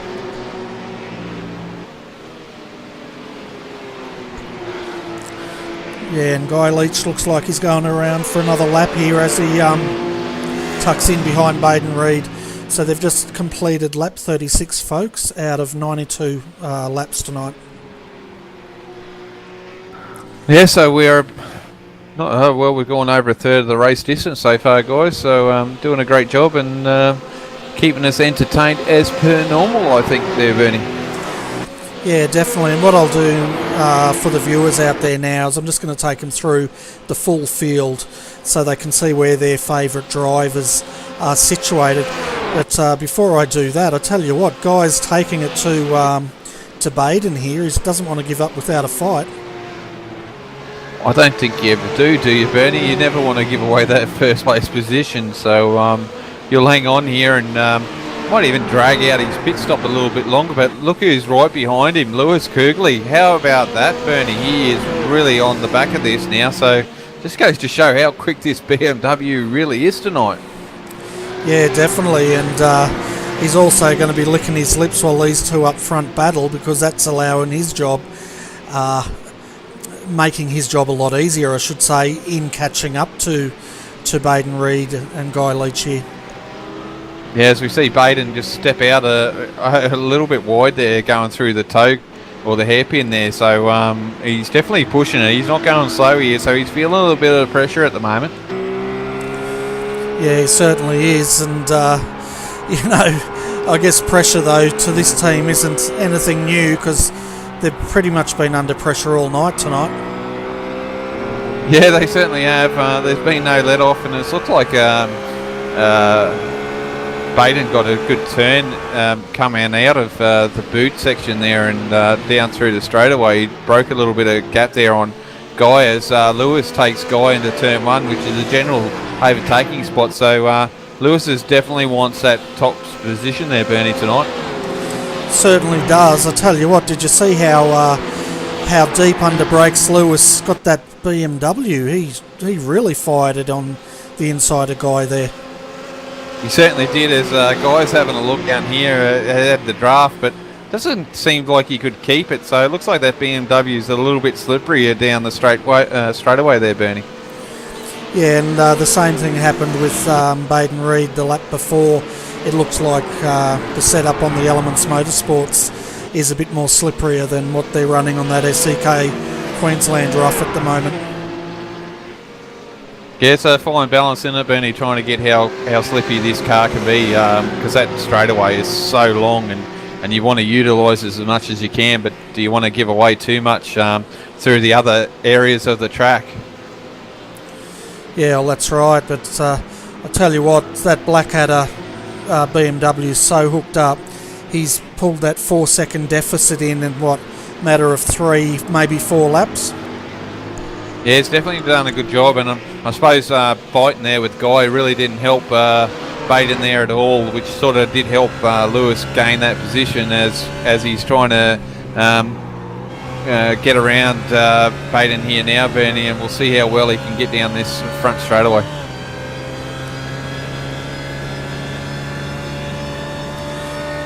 And look at that, Lewis Kugley just set the fastest lap of 1:43.378 in that BMW, so he's just underlined our point. And the other thing to look at is the only other cars in the 143s is Christopher Osborne, Baden Reed and Lewis Kugley and Pat O'Hara for TD Racing. The rest are in the 144s to 145s. Yeah, good job, doing a great job out there, those boys, and yeah, it's good to see, isn't it? We know Lewis is fairly quick, and to drag that car around, what he's doing as he's having a look here underneath Baden on the inside, but doesn't set him up unless he gets a good run out of here, as he does, Bernie. but can he hang on to it? Yes. Oh, what a drive there, getting into that corner, Bernie, as Baden had a look into the corner there but couldn't pull it off. That was an incredible move there, and he was so strong through that part, he didn't even allow Baden to get the undercut into the next corner on him. No, it was very strong with that car getting in through that corner, wasn't it? Held its ground and just powered through there. So they've definitely got this BMW hooked up here tonight, Bernie. Yeah, that's right. And when they make a move as strong as that, it really sends a message to the other team that these guys are a force to be reckoned with again tonight. And I'm really hoping they have a fantastic run here, and I'd even like to see them win it, but I'm not biased in any way. No, Bernie, I think these guys definitely need a good run tonight. I think they're going to be strong for the rest of the season. They're proven here that give them a chance and they'll be up near the top there. So just an awesome effort by the guys. And look at the gap he's pulling here on Baden. Baden's going to lose the draft here soon, and it's just going to break away soon. Well, he's already got 7/10 up, as we can see now. Baden trying to pull back under the draft there, but you're right, he's already got 4 car lengths ahead of that rough, so he's definitely pushing that BMW hard tonight. Certainly is, Bernie, doing a fantastic job. And I think if the viewers have been watching our broadcast, we know how hard it is for these BMWs and McLarens to take it to the roughs, but we know the McLaren's probably got a little bit more poke sometimes than the BMW, so they're doing a great job here tonight on this track, and it's really suiting these BMWs. Yeah, it certainly is. Anyway, as promised, folks, now that it's calmed down a bit up front, I'll take you through the full field and let you know where your favourite driver is running tonight. So out front at the moment, we've got Cougarly for Blackadder in the BMW, Baden Reed second, TD Racing's Pat O'Hara is sitting in third at the moment, 16 seconds down from the lead. AJ Smith's into the 333 Elements Motorsports Rough, 30 seconds from the lead. Adam Newton in the 222 Elements Rough is currently under attack by Christopher Osborne for that 6th position. And we've also got Tim Ballinger at the moment for TD Racing, also in that battle, in 7th position, 32 seconds down from the lead. Just behind them we've got Timothy Schweck for Rothmans GT Racing in 8th. Hartley is in 9th position, 52 seconds down. Right behind him, Troy Maguire, who's taken over for Paul Mansell in the number 5 McLaren, is in 10th, followed by James Keane in the Darrell Lee Sticks McLaren in 11th. Rod Penders jumped into the number 46 SEK Queensland Rough, and they're sitting down there in 12th position.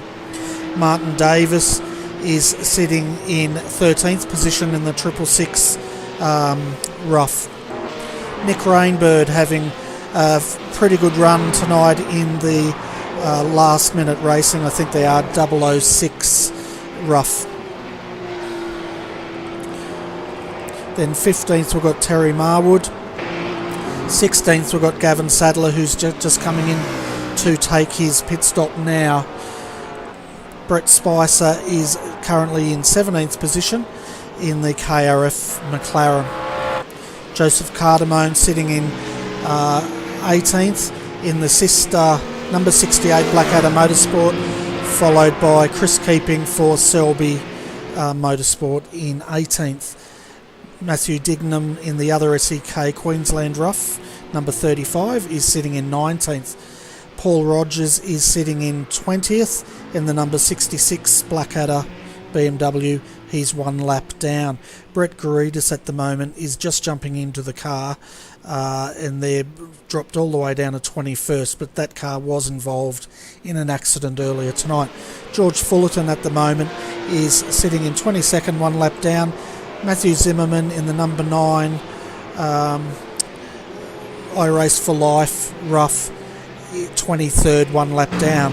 Lance Hawes at the moment, still circulating, but was also involved in that big accident. Not having a good night, 7 laps down at the moment, but circulating in 24th. And 25th is John O'Barry, some 11 laps down. The retirements we've had tonight, folks.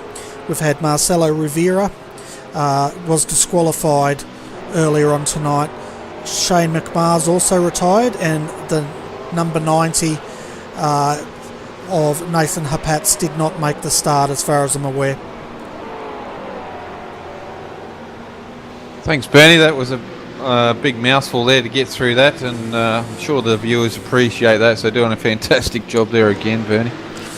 It's a lot of drivers there, but hopefully the viewers just like that rundown so they know where all those cars are. But I've had a bit of talking just then, so I might let you interview Hayden Burns. Yeah, Bernie, bring him up. I'll ask him a few questions. Hey, Bernie. Thanks, Bernie. Hayden, welcome to the RRTV booth. Good to have you up here, mate. So far, 0 incidents for yourself so far, so doing a good job out there. Evening, guys. Yeah, thought I'd have a little brag. Yeah, no, we've gone alright, considering there was a bit of carnage going on there. So far, so good, I guess. And story with Nathan at the moment, not didn't make the start? Look, not sure if he wants to actually say the actual reason, probably won't, so I won't say it, but, you know, just some personal reasons, and after all, sim racing is just a hobby. So, that's sim racing, I guess. Sometimes you can't make a race because of real world commitments, and yeah, one came up at last minute, unfortunately for him. Yeah, no dramas, mate. I'm sure we all have that issue. I don't race as much as often anymore because I have other commitments to do, but trying to get up here and help Bernie out with this awesome race that you guys turn on for us. Yeah, well, thought I'd come up and give you guys a give you guys a chat. I can never speak when I come up here, guys. I always have this problem. Thought I'd come up and have a chat as always. You know, we like to get up here, and I'm sure there's great racing going on all around the field. I'm watching us have a good battle with one of the Blackadder cars, the 17th at the moment, so good racing all down the field as always. Yeah, definitely turn it on for us. It's good to see, and as I was talking earlier with Bernie early in the broadcast, the level of commitment here from all of you guys in this community is definitely bringing your guys' speed up, and we're getting a lot more battles throughout the field, aren't we? Yeah, for sure. I mean, the battles are everywhere, and the thing is, this week we were, you know, quite quick in some practice sessions, and we were quite confident, but we're still battling sort of the load-in area, which, I mean, that's, you know, in this sort of quality field, that's nothing to be laughed about anyway. But, you know, here we are thinking, oh, we might have a good shot at a bit higher up, but we're still in the same battle pack, unfortunately. Not to worry, mate. These things happen, and I'm sure that as the quality goes up, it just makes it all that harder to gain positions. But definitely a series to be enjoying and build on your skills. That's something that you'd be liking at the moment. Yeah, well, I mean, I don't need to say I've come from the C-Spec again. I think I say it every time. But, you know, as we're still learning the car and getting quicker, we can have great racing and get quicker at the same time, you know what I mean? We're not, because the field is so close, you're sort of never ever running around by yourself, so you're always learning things about the car and the racecraft that you can achieve with the car and what the car can do, you know, so you're never not learning and on your own, if that makes sense. No, for sure, and it's good to see, I know yourself, your team there, Shelby.com, put up a few practice sessions throughout the week, and everyone gets in, and I know they appreciate it. And there's a couple of teams that do it as well, so it's a good community, and get in there and help each other out, that's for sure, isn't it? Yeah, exactly. I mean, there's plenty of guys that always put up regular sessions, and you never sort of want to be just practicing in them, you know, you want to give something back to the community. I feel like giving back to the community in this situation is, one is, you know, having good races and being fair and that sort of stuff, and the second is helping each other out, and helping each other out can be by putting on a session, or, you know, sharing setups or talking setups with other, in our case, roof teams, you know, so there's always ways to help each other.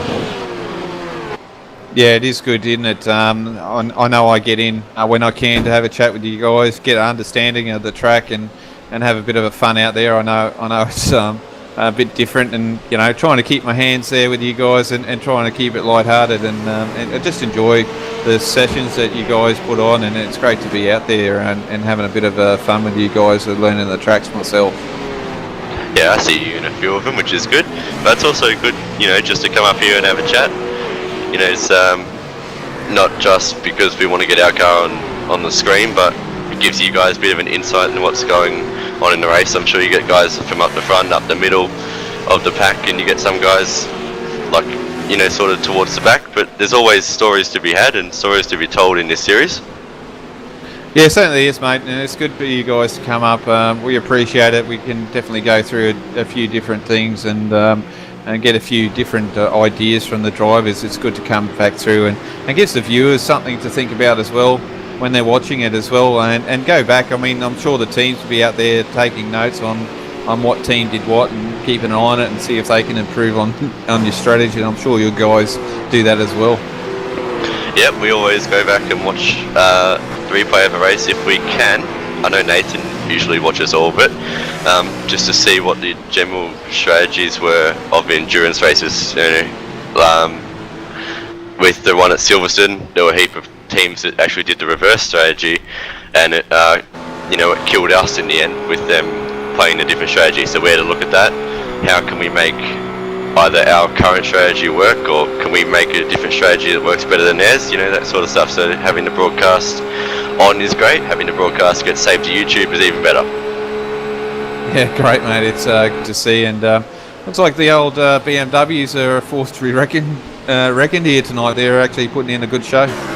Oh mate, don't even get me started. They're so hard to pass tonight. Yeah, notice we've got Blackadder Motorsports there up the front there leading, and I think he's actually got a 2.7 gap now on Baden Reed, so quite a big gap there by Lewis, so he's forced to be reckoned with tonight. Yeah, those guys, was it Road Atlanta? Lewis was quite quick in the sprint round there as well, and they've had some bad luck as well to go along with it, but with the right sort of car track combination, that Z4 is obviously working well, and I mean all those Blackadder cars are working well actually. I mean, we were having a battle with Joseph in the 68 car before. We could not get past him in a straight line, which is weird. The Z4 hasn't made its name in its straight line performance, and then we got past Joseph, and now out of nowhere Paul in the 66 car is right on us. Yeah, it's good to see in it a bit of different manufacturers up there and giving you a little bit of courage tonight, but no, it's good to see, and it's good for the series. I think just throws the spice up there a little bit, doesn't it, mate? Yep, because every car has its different strengths and different weaknesses. I just wish iRacing would get the Ford GT in order. Yeah, I think you got 2 votes up here. I'm sure Bernie and I would love to see that Ford GT in this series and putting it to the cars. We know it's not a bad car; it can actually win, but it really does struggle a lot for pace. So it's unfortunate. But look, I wouldn't hold your breath for iRacing getting it out there at the moment. I think they've got so much on at the moment. Yeah, just the Ford seems, in my hands, to be even harder to pick up as a general sort of car, if that makes any sense. The BMW, you can jump in and have a really good feel for what a car's doing and that sort of stuff and tweak it. Same with the roof, although we have seen the roof can behave a bit odd now and again. And the McLaren, I haven't driven the McLaren in a while, so I don't want to speak for that one, but the Ford, yeah, I have driven it a bit trying to get it to work, and it's so unstable. It's like you could have a good setup in that car, but you'd need a really good setup and a really good driver, with some of like the Glacier Racing, the Finnish guys over in the European sort of series. They make that car work. Yeah, we've seen a couple of Walt A. German drive that car in another series, and he did quite well in it there. So he last season that he was in. So it's definitely drivable if you get the right combination, like you said. But yeah, it's unfortunate that it's really lacking. It's even worse than the BMW most of the time at the moment. So it's a shame. But look, I'm sure they will get to it. It's just something that iRacing has obviously got to prioritise, and we know they're doing a lot of work. I think the Aston Martin is the one they're working on at the moment. I'm sure that's taken up most of their time. There's 4 Aston Martins, isn't there? There's a crazy amount of cars coming in that. The new McLaren F1 car for the Pro Series guys, and obviously the Nürburgring. I'm sure there's something oval on the oval side they're working on as well. Yeah, the Aston Martin, I think they're bringing out the GT1 car first, and then I think they're going to work on the others. I think they're trying to get a GT1 in there to compete with the Corvette, so that's what they're working on, I believe. Well, that's what I've heard.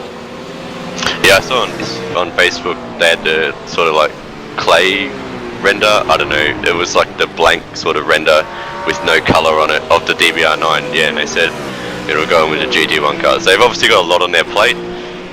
You know, we're not having a dig at iRacing, we're just saying that we're disappointed that the Ford isn't as good. Yeah, that's right. We're not digging iRacing. They do a fantastic job and put on a good show for us, and we do enjoy it. And yeah, we just would like to see that Ford go a little bit quicker or be a little bit more friendly and handling. But yeah, it's such a shame. I know the viewers would love to see it, and no, it's one of those things, isn't it, mate? Yeah, but as you said, or as we said, iRacing, you know, we can't. They have to prioritise what's going to work well, you know, on their schedule. I mean, iRacing is a business after all, and they are there to make some money. You know, so you don't want to release a car that's potentially not going to bring in the profit of something else, maybe. But you know, the series, the GT3 cars work well as they do. Obviously, some tracks the BMW is an absolute rocket machine, and others it's not. But I mean, that can be said for all cars, I think. Yeah, for sure. I mean, we do see some aliens out there, and if you put them in one car, they'll rocket that car to the front all the time. So it's not generally the cars that are the problem either, mate, is it? We see some of these guys out there, and you just go, how can they do that, you know? So yeah, it's quite interesting on how these guys, as we would call them, aliens, drive their cars. Yeah, and that's the thing. I mean, some people have different driving styles which suit different cars. I mean, I remember when the Z4 came out, everyone jumped into that thing because it was by nature slightly easier to get used to. And now, I mean, in this series here, we've seen a bit of a switch to the roof this season, as it's sort of been made a bit friendlier. Certainly has. So no, it's good to see, and it's good to see you guys doing a good job. And I might have to let you go here, mate, because it looks like we've got another person in the green room. But before we let you go, is there anyone you'd like to thank? Well, just quickly then. But yeah, all the Selby guys. Sean's still away on business, and so I hope everything gets sorted out, because you had some good pace. And on to next week, I guess. And you guys, as always, great broadcast, and thanks for having me. We had a long chat tonight. Oh, no worries, mate. Oh, looks like we've just had a spinner there, Bernie. Have we? Oh, it's all right. I was just listening to the interview. It could have been Timothy Schweck may have had an issue, so we'll jump back and have a look at that. Yeah, no worries. Yes, thanks, Hayden. All the best for the rest of the race. Anytime that you need to come up and have a quick chat, you're more than welcome. I know Ben and I enjoy having you guys come up and having a chat with us and discuss your race with us. It's great to have you up here. Thank you. No worries, guys. Yeah, so that was Timothy Schweck having a spin there, Adrian. He was currently in 7th position, and he was coming under a lot of pressure by, I think it might have been Tim Ballinger.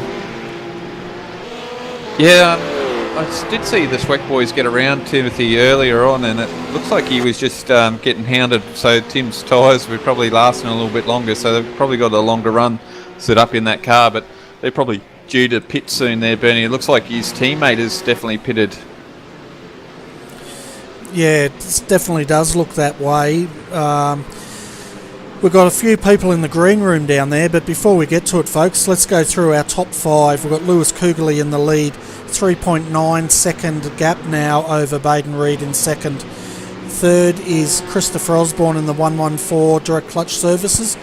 He was a lap down, he's now sitting in third, so what a recovery there. Fourth, Adam Newton, and fifth is Tim Ballinger for TD Racing.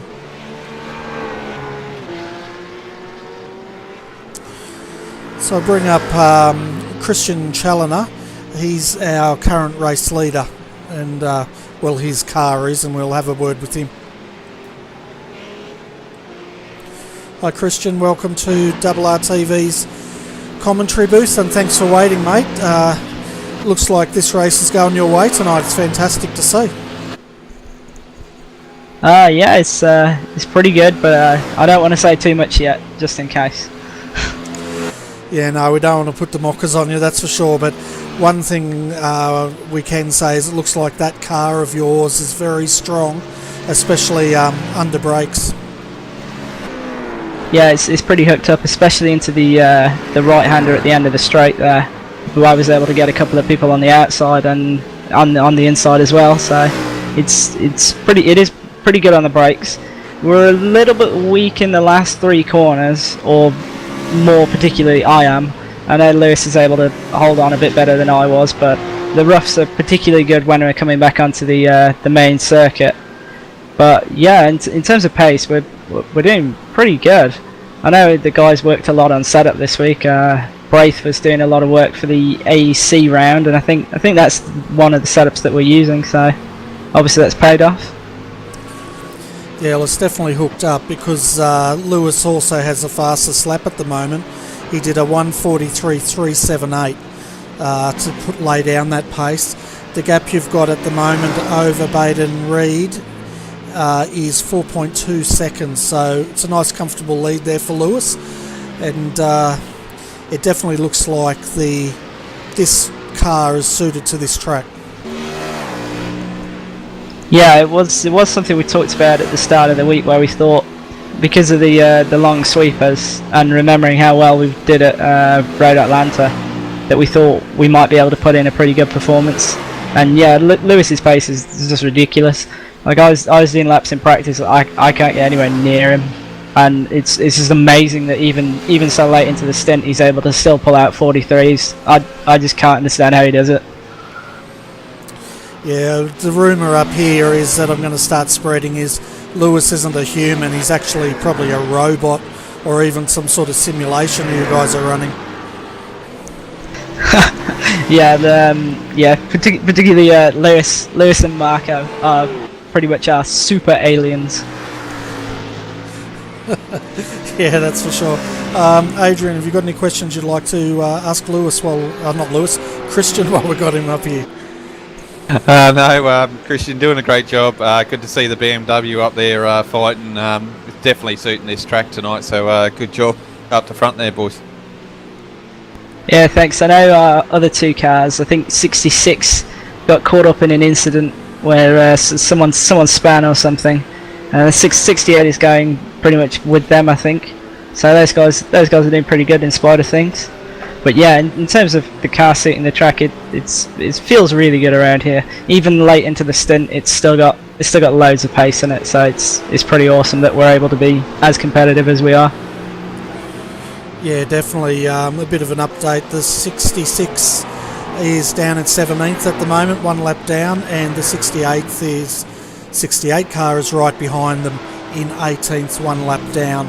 So, but we sort of see that, with 3-car teams, as the race progresses, some of them drop down, but the main thing is you've got this car up in the lead, and you're pulling that gap out. It's now 4.3 seconds. Yeah, hopefully we can hold on to it. The start wasn't particularly great.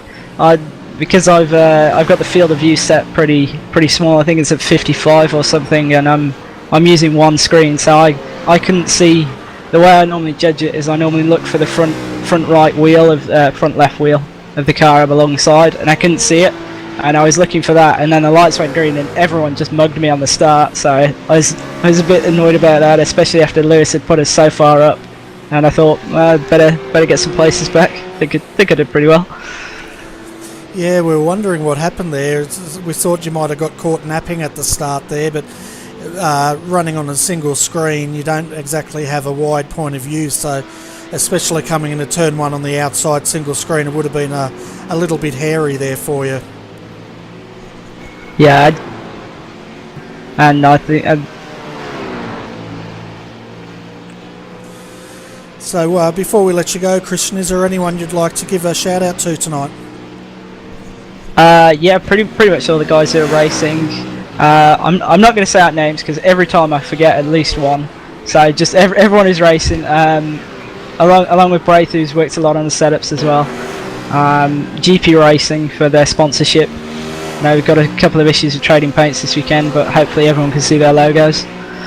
And yeah, that's pretty much it really. Well, fantastic. Well, keep up the good work, mate. And what's the plan? Are you going to jump in the car a bit later tonight, or do you think Lewis will do a double stint? We're going to have that conversation when I get back, I think. See what we decide. I know what my thoughts are on it, but I'm not going to give anything away. Good answer. All right, we'll let you go, Christian. Alright, see you guys next week. I'll tell you what, Adrian, they're also getting quite media savvy, aren't they? Holding those cards closely to their chest. Yeah, certainly are. Definitely not giving away their little secrets, are they, tonight? No, that's right, but only time will tell, I guess. We're down to 40 laps to go, folks, so we've passed the halfway mark, and the race is continuing with Lewis Kugley out in front. 4.7 second gap now over Baden Reed. He's pulling out 3/10 of that gap each lap. Christopher Osborne at the moment is in third position, so they've done well to get that car back up where it is. Adam Newton is still in fourth, and Tim Bellinger is still in fifth position. As far as the cars on the lead lap, we've only got 13 cars on the lead lap. The last one is Martin Davis in the 666 Rough. He's currently sitting in 12th position.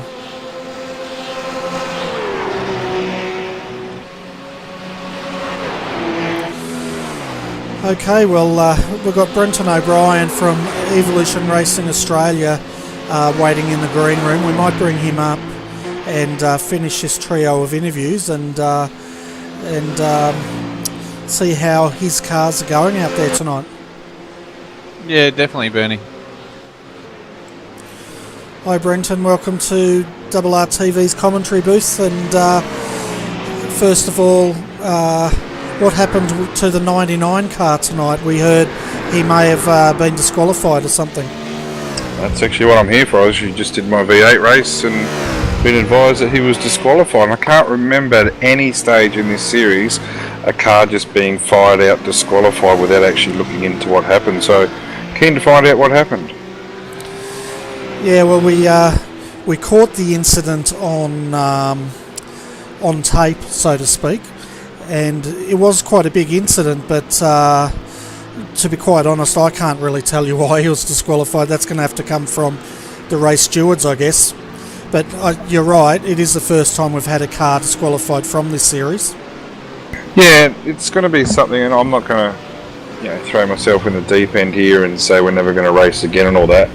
But it is extremely disappointing that a car gets disqualified over something that, at the moment, I don't know whether he's in the right or whether he's in the wrong. Did he even have a chance to redress if he was in the wrong? I've never heard of it before. Evolution Racing Australia is a very strong supporter of this series. We will have to look into our participation in the near future, which is a bloody shame. But if that's what's happened, and I'll find out more during the week, we will have to seriously consider where we stand in the series. Yeah, well, I think that car was running third in the series at the time, wasn't it? That's a GT1 team? Yeah, I believe it was, yeah, and Marcelo was actually planning on running by himself tonight. It was Smith was a withdrawal, so, I like I said, I've never heard of a team being disqualified straight up before. Whether Gavin's had an issue or not, but don't get me wrong, the guys do a good job in organising the series. I just hope they haven't pulled the trigger on a car too soon. That might have long-term implications, for cars that race within the series. Yeah, that's right. But I guess, have a look at the replay. We covered it. Yep. And I'm sure Marcelo's also got a copy of the replay, and just I guess speak to Gavin or whoever made that call to find out exactly what that reason was. But we only heard there was a disqualification. We didn't get a reason or anything like that. Actually, by coincidence, I'm actually looking at the... Oh, man. I'm actually looking at the replay right now.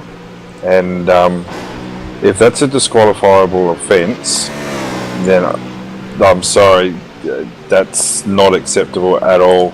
I'm looking at that replay.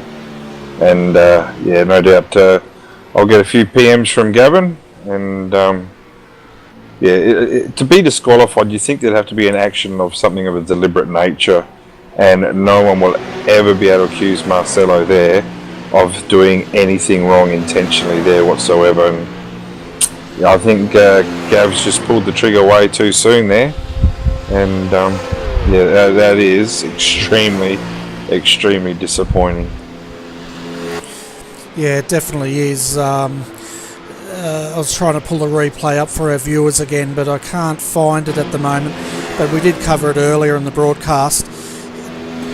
I really couldn't say if anyone was at fault there or whether it was just a racing incident. But, you know, I'm sort of trying to stay out of the argument, I guess. No, of course. No, and that's how you need to be. You need to be impartial, and I won't keep you up to your airtime here. But I'm sorry, but that's not where we're at. And I have seen, and we have all seen, incidents a lot worse of a continual nature that don't get dealt with. There's already a penalty system in place with the possibility of maybe even up to a race suspension, but certainly with drop points and things like that. But I don't know of any time that someone just gets disqualified straight up, and yeah, that's something that we as a team will certainly have to have a look at. The replay is fairly damning, it must be said, for the admin in regards to disqualifying him for that. But yeah, they'll have their reasons, but I think they're going to struggle to find acceptable ones. But I'll let you guys go. Hopefully the rest of the race is good, and hopefully your coverage is still going well, boys. Yeah, no worries, Brenton, but definitely keep us in the loop as far as what ramifications may come from this incident, and hopefully we'll see you back. Yeah, I'm not going to lie to you, I won't guarantee that, which is a shame because we have some massive plans for this series later this month, but that might have implications as well, unfortunately. But like I said, I'm not going to get too emotional and too jump down the throat of someone just yet. Let's have a proper look at it and talk about in the not the heat of the moment when everything's cooled down and decisions we made. But at the moment, it's certainly something we have to reevaluate. Yeah, no worries. Well, anyway, thanks for popping in, Brenton. And cheers, boys. I'll catch you later. Good luck. See you. Have a good call. So, folks, that was Brenton O'Brien from Evolution Racing Australia, and understandably they are quite upset over their disqualification of the number 99 McLaren that Marcelo Rivera was driving. But getting back to the race now, folks, we have Lewis Kugeley at the moment out in front. 5.6 second gap at the moment over Baden Reed. Christopher Osborne is still in third, but 36 seconds down. Tim Ballinger's brought himself up into fourth position. A really strong run from this driver tonight. 56 seconds down, and Timothy Schweck rounds out our top five. Yeah, and it looks like his teammate is back there at 12th, Bernie, so they've had a few issues there through that midsection there with Andrew Kanowski, and just struggling to stay on the lead lap, I think, there at the moment. He's got Lewis bearing down on him, so we'll see what happens with this at the moment, Bernie. Yeah, definitely will. This car has stopped twice, so I'm not sure if the other stop was scheduled or not. I guess it was if Andrew's back in the car, because he started, didn't he? Yeah, Pat was in the car for the second stint, and Andrew's in the car now. He just had a little mini spin there before coming into this section of the track there, Bernie, before, and it really closed up that gap to Lewis. So it seems like they're struggling here at the back end of the race, Bernie, for whatever reason, and such a shame. They were fairly strong at the start, running in third position there for a while and taking it to the boys up the front. Yeah, well, that's right, but we'll see where they are once all the cars have stopped. I've just done a bit of a calculation here. With 35 laps to go, that's roughly 59 and a half minutes of racing time left. The question I've got is, for this car, will it be able to make it home without another stop? Well, that's a good question, Bernie. They're definitely trying something different. They put they were 47 seconds pit stop, so it wasn't the longest. We've seen there in for 56, 55 seconds, so definitely not a long stop. So it'll be interesting. Maybe the lap times are producing, they're probably saving a bit of fuel, and maybe hopefully they'll run it to the end from there. That's a big call, Bernie. Yeah, well, I'm having a look back here. It looks like they stopped on lap 47, so that was a very short stint for Pat O'Hara out there, but that means I don't think they're going to make it without having to do another stop in that car. Yeah, well, you could be right there, Bernie. If that's the case, they're just going to have to throw fuel at it, aren't they, and try and do a quick stop. But you know, that's such a long pitch straight there. Is it worthwhile? Well, that's right. We'll have to wait and see. But I definitely, you know, I'll go out on a limb and call that this car will have to do a splash and dash before the end of this race, anyway. You can see he's fighting there too, because that was a position there with Martin Davis, and I knew he was struggling to get around him when he had the spin. So he's definitely pushing here, and that's probably why he spun earlier. Is just he's pushing that car to try and get around, and he's really got to get onto the hammer now because Lewis is right behind him here at the moment. Yeah, that's right. And if Lewis passes him, that'll be a lap down for that car, and it'll go from bad to worse for them. But saying that, the speed Lewis is getting out of that car, I think it's a matter of time till he does get past these two up in front of him. Yeah, he's off the pace there on that last lap, one of 44, but I think they're getting close to the end of their run here at the moment, Bernie. It's close for them to have a pit stop, so tyres will be getting old, and Andrew's got some fresh rubber on there, so he's going to be able to hold him off probably, but I don't think with Nick Rainbird here at the moment in the car, he's going to hold off Lewis at the moment. Yeah, well, Andrew's just gone through to take that position and move up, but having a look at Lewis, he's got a 6.14 gap now over Baden Reed, 6-second gap. That's quite a big gap there. We see the guys usually do stuff like this as Lewis has got a good run here on Andrew at the moment, but we'll see how well he can get. No, it's not close enough, but yeah, that's quite a big gap there, isn't it, Bernie? That's quite large considering, and it looks like has Christopher got around Gary there, Bernie, or is they're doing their pit stop now? Yeah, that car is in the pits at the moment. Gary Hamilton's jumping into that car now. They've been stopped for 32 seconds at this stage? Yeah, roughly that. My pit stop counter keeps stopping and going again. They're getting tyres on now, so it looks like it's pit stop time, and everyone looks like they're driving into the pits, Bernie. Yeah, so Gary Hamilton's leaving the pits now. He did a 48.9 second stop, and I guess it'll be interesting to see if they're going to try this undercut again, or whether Blackadder Motorsport responds earlier this time. Yeah, definitely be interesting. They're out there, they're following around as I've jumped back to them now, and they're staying out again there, Bernie. Looks like they're going to try and trundle around here and see where they end up, I suppose. It's going to be interesting. Yeah, well, we'll keep an eye on their lap times as once Gary does a complete lap, and just compare those and see if that gap's to the benefit of Gary or not. Lots of R's here. I've forgotten what I was going to say. Yeah, that's all right, Bernie. Andrew's lap times are definitely slower than what he was punching out earlier. He's in the 44s here at the moment, and so is Lewis. So as he's having another look here on the inside, and doesn't he get into that corner quite well? So the brakes worked quite well there for Lewis. So he's got around Andrew as Andrew's having a look again, but yeah, it's one of those things. We've got to keep an eye on those lap times as Where is looking at Gary? Well, we'll have to wait because see what he comes out with next. Is and they find Andrews doesn't want to let this position go, Benny. I tell you what, that's pretty cheeky, isn't it? As he fires it up on the inside there, takes back his lap from the race leader. Now Lewis is coming back on the inside. I tell you what, if it wasn't for that spin earlier on, I think this TD Racing car would still be up the pointy end of this field. As they go side by side again, I tell you what, Lewis won't be happy with this, but I guess it's racing, isn't it?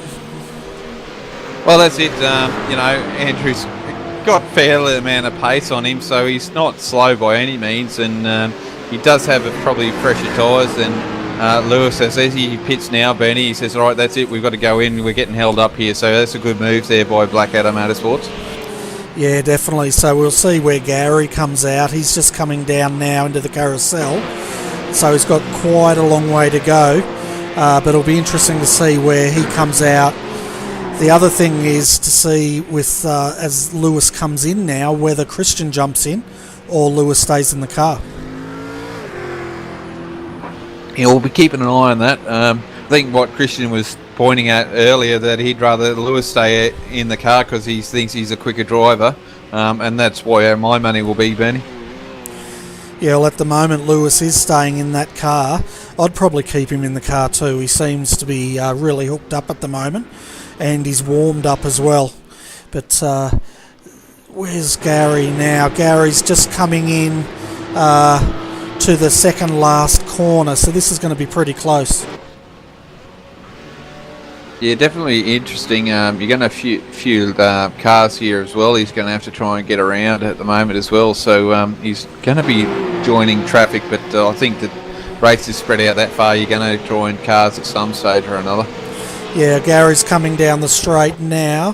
Where's Lewis? Lewis is just coming out. He's coming out right in front of him. So that was a great move there by... Where's Gary? Oh, sorry, that was a triple too. So Gary's probably... Oh, he's a fair ways back still. Oh, this is close here, Bernie. We've got Lewis trying to fight here with Rod Pinder at the moment. That was really close going up through the S's, so just hanging on there, seeing if he can bring it down through the carousel, and Rod's got the corner. No, Lewis is underneath him again. This BMW is strong through there. Yeah, it certainly is. So these guys are fighting for position, folks. Rod Pinder's sitting currently in third. He's had 2 stops with Lewis right behind him. The leader at the moment's Tim Ballinger, but he's yet to stop, and then followed by Timothy Schweck. Yeah, it'll be interesting here at the moment as Lewis's tyres are cold at the moment, trying to build up that temperature, get a bit more comfortable for him, but he's... Like I said, these boys come out on cold tyres and they do a phenomenal effort to get these cars around here on cold tyres, I can tell you.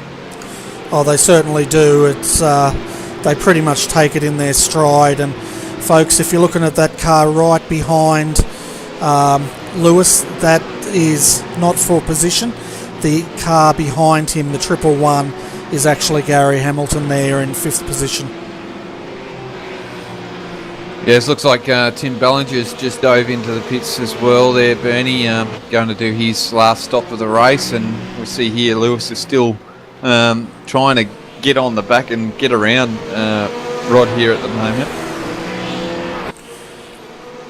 Yeah, well, we know when this SEK team get hooked up, especially with Rod in the car, they're not the easiest car to overtake because they're so damn fast. Yeah, and they're coming up to Timothy Schweck, which is our leader, and geez, look at Rod get a toe down there and going to dive in underneath him here, and Lewis goes in as well, so Timothy's struggling here with his rough at the moment, Bernie. Yeah, he certainly is. I think his tyres would be at the end where these two are on pretty much fresh tyres here, as Lewis has another look on the inside of Rod here, but he can't make that move yet. Yeah, that BMW's looking stout tonight, Bernie. Just getting in that car, looking really aggressive, driving that car in there. So it's great driving here by Lewis, and not being overly committed where he's going to take this car out, but he's definitely being aggressive and showing his nose to Rod here at the moment. Yeah, that's right, and all the more while these two are battling, it's allowing Gary Hamilton now to try to close that 4-second gap on these two. Yeah, certainly is, and that's what Lewis doesn't really want at the moment, because we know that Lewis has got a strong car here and he needs to get around Rod here so he can break that gap again. Well, I tell you what, we haven't seen... Oh, as Rod fires into the pits there, I tell you what, he left that run pretty late. He almost got ran into the back of by Lewis at that point. Yeah, Bernie, it's that was a little bit dangerous getting doing that sort of manoeuvre. You can see there where you dive into the pits, so definitely something that you don't want to be looking at, and yeah, it gets a bit scary, especially with a car like that going around, and nearly drilled him right in the back there, didn't he? He certainly did. Most of the time the guys, you know, at least he might have told him, but they normally stick to the inside, don't they? But Rod took the racing line and then decided last minute to dive in the pits, but that's freed Lewis now. The gap back to Gary Hamilton's 1.8 seconds. Comparing lap times, Gary did a 1:43.49 compared to Lewis's 1:44.1 last lap. Yeah, so this lap here should show a little bit more. I know Gary got a draft there by his teammate, if you saw that, Bernie. He dragged him down that back straightaway there. Yeah, well, that's good team tactics there, isn't it? That would have definitely helped Gary start to pull that gap in. I tell you what, something might what's the gap? 1.8 seconds now from Gary up to Lewis. Rod's now dropped back 7/10. So, well, where is... No, sorry. My overlays aren't working. Rod's in the pits, isn't he? Yeah, that's it. It's his teammate Troy McGuire there. He's in third at the moment, so doing a good job there. Yeah, that's in the Pagny and McLaren there, so it's good to see these guys at the moment. They've still got to stop, but they're in the top three at this stage of the race. You're doing a good job, and Andrew Kanowski is in fourth, so he's fared okay at the moment here, Bernie, after these pit stops that the guys are doing. Yeah, well, he's jumped Christopher Osborne for that position. Looking at the times, Christopher Osborne's stop in the direct clutch services rough was really slow, 55.2 seconds compared to Andrew's 47.1 seconds. Yeah, and he keeps dropping here on my board. He's gone white, so I'm not going to discount that, but look like we've got Lewis Kugley first, Gary Hamilton second that we know, and he is gaining here, Bernie, just ever so slightly. He's still sort of staying station, but it's going to be close here. They did a 43.8 and a 43.1, so Gary's definitely got a bit more pace here at the start. Yeah, definitely, and I think before this action heats up, we might bring up Mr. Ballinger, and you can have a chat with him if you like, Adrian. Yeah, no worries, and then we've got Mr. James Keane as well from ERA, so yeah, we've got a couple there that we can go through. Hey Tim, welcome to the RRTV booth, mate. Looks like your team is doing quite well here at the moment. Yeah, to have both us lead a lap in the one race, we've been working on that for 6 months. It's just unbelievable, and a credit to how much work the boys have put in this week. Yeah, a little bit worried there with the 717 car there before. He was holding off Lewis there before Lewis pitted, so wondering any issues with that car to be so far back there at that stage? No, they're on a different strategy. You would have seen they pitted a bit earlier than everyone else on the first stint. They wanted to try a different strategy and just see how it went, and by the end of the race we'll know how it worked. Yeah, no, doing well. They're only 22 seconds there behind Lewis now, so but doing a great job there. Me and Bernie were talking about Andrew joining the team recently and doing a fantastic job for you guys. Yeah, Andrew's a really good steerer, Aaron is too, and Pat and I sometimes feel a bit left behind having two quality drivers like that in the cars, but the setup we've got this week is absolutely brilliant, and that's testament to all four boys who drive the car, plus input from our UK mate Kev, our statistics bloke, and you know, I couldn't count how many hundreds of laps these boys have put in this week to get the car as good as it is. Yeah, it's good to see. I mean, we're seeing all the BMWs doing quite well. I'm sure Gavin probably be up there as well about the incident that he went through earlier this evening. So it just looks like this track is really suited to the BMWs tonight. Yeah, it's a very flowing track, so you haven't really got that stop-start corners around here, and that's where we struggle with the BMW, getting the power down coming out of a corner. I mean, the only place we really struggle is probably coming out of the boot there, up the hill there on that corner, but the rest of the track, it's just like the rest of the cars, we can put the power down and keep up with them, so it's been great. Yeah, the other thing we've got as well with Andrew and Pat, they seem to stop quite early, like you said, in their second stop.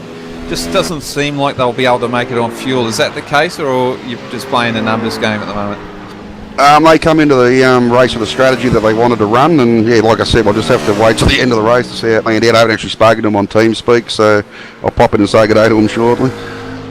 No, fair enough. It just seems a little bit short. We're just wondering they might run out of fuel, or they might have to do a quick splash and go. That's all. It just seems really long to the end. So, but let's hope it works for them. Yeah, that's all we can do, mate. Like I said, with the statistics, making Kevin that and Andrew, they come up with a strategy they wanted to run, and yeah, let's just hope it works for them. You know, having two cars, we're able to run two different strategies. Aaron and I went the traditional conservative way, just 3 equal stints and see how it goes. So far it's been paying off for us, and hopefully it works for them too. Yeah, no, you guys are putting in their solid works. I've just had this up here before. I've got to get back to me overlays here. Yeah, in 5th position at the moment, so doing a good job.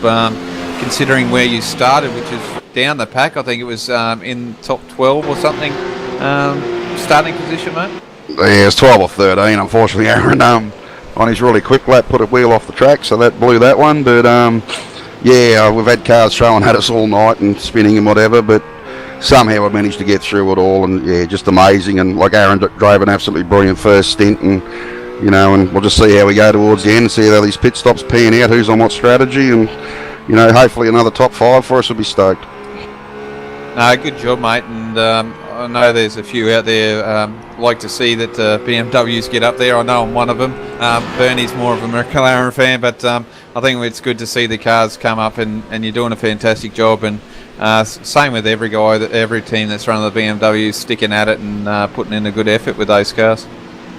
Yeah, well, we've just kept chipping away, and like you learn different things each week, and slowly but surely the setups are getting there. And like for Andrew to qualify on the second row of the grid, it just shows the setups and the work we're putting in is paying off. And you know, we've always had good race pace, but now we're starting to work on qualifying sets. And you know, as a group, like on a Sunday night, I get to sit here with these boys for 4 hours or whatever it is, and that's the highlight. The racing's just a bonus on top of that. Yeah, we were discussing that with Hayden earlier about the community that this series is produced, and it's a good community to be with, and just getting out there and racing with each other during the week, and everyone's putting their chip in to put up test sessions. So it's I'm sure it's greatly appreciated by every team member out there and every racer that races in this series. Yeah, it is a great series. Like Gav's got the mix absolutely right. So, you know, during the week we all get into practice sessions, we all say good day and talk, and when we get onto the race and the green flag goes, well, we're into it as hard as we can. But you know, and it's just brilliant. The camaraderie and the friendship between all the drivers is second to none in any series I've ever been in on any platform. Yeah, no, that's great. And before we let you go, mate, once again, is there anyone that you'd like to thank? Because obviously we've got another person there to interview, and I want to see if Bernie wants to ask you a few questions as well if he hasn't. But anyone you'd like to thank before I let you go? No, I just like to thank you guys for once again doing the broadcast, all the hard work and effort you put in. You know, I'm sure you two'd love to be out there racing with us, but you both volunteer to sit there. It's absolutely brilliant what you do for us. And Gavin, all the boys at IRFF, you know, Seek, the sponsors, Pagnum, all them, everyone who watches at home, and just absolute massive thank you to the boys I run with. It's just so enjoyable.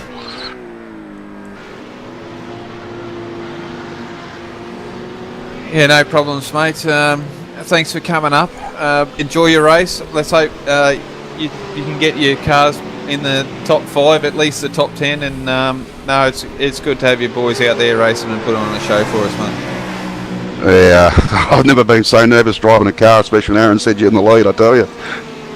No worries, mate. At least you led some laps in a Premier Series like this. Keep up the good work, and it's been a joy to watch you guys go strength to strength through this season. Yeah, and thanks to you too, and thanks to everyone who's watching the broadcast. And yeah, good night and have a good one. Thanks, matey.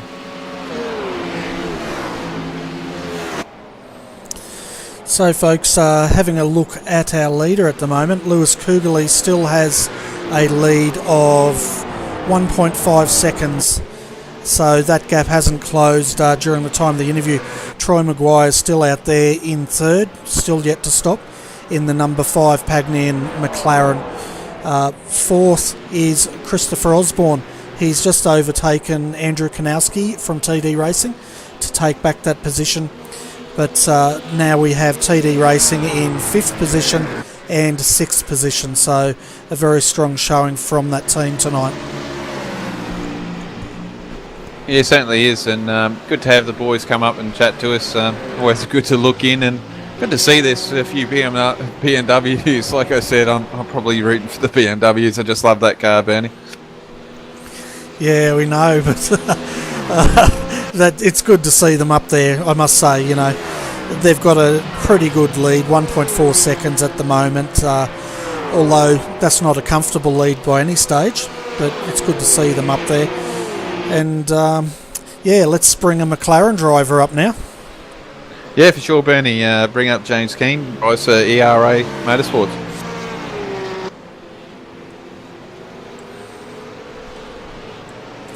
Hi James, welcome to RRTV's commentary box, and thanks for waiting.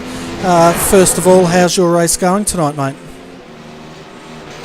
We're really happy with how our race is going tonight, Bernie. I think we started 21st and we're currently sitting in 11th, so our setup's feeling good right throughout the run, being able to do the same time on lap 1 as it is on lap 62. And how's the McLaren handle around here? After we got the setup down patted, it's handling quite nicely. It doesn't feel as if it's understeering, oversteering. It seems to be on par with most of the other cars on the track. Yeah, so I'm just looking at the times Anthony's putting out. He's in 145s at the moment. He's the last car a lap down, but that's not too bad. That's still a top 10 finish at this stage with 23 laps to go. Yeah, and that's what we're hoping for. Hopefully Anthony can just keep plucking away at it. He's doing well. We'll see how he goes. Fantastic. And we had Brenton up earlier. He was having a look into the disqualification of your teammate. I guess you weren't really involved in that accident, or did you see any of that unfold? No, all I saw was a cloud of smoke as I went down through the corner there, and yeah, I saw Marcelo and the other bloke there, so... Yeah, fair enough. So I guess from here on out, is Anthony going to bring this car home tonight, or do you expect to jump back in again? No, the plan is for Anthony to finish it off for us. He's doing well so far, and I reckon he can do it. Yeah, definitely. Well, 10th place at the moment is really good, and he's in good company up there. He's got Adam Funslow behind him, and the next guy up from him is Stuart Wood in the direct clutch services rough. So before we let you go, James, is there anyone you'd like to give a shout out to, mate?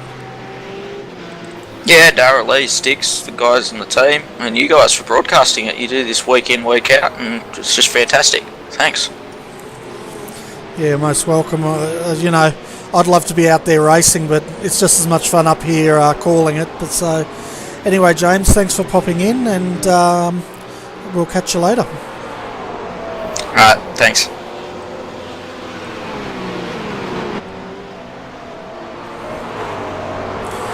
So, folks, that was James Keane teaming up with Anthony Mansarella in the number 26 Evolution Racing Australia.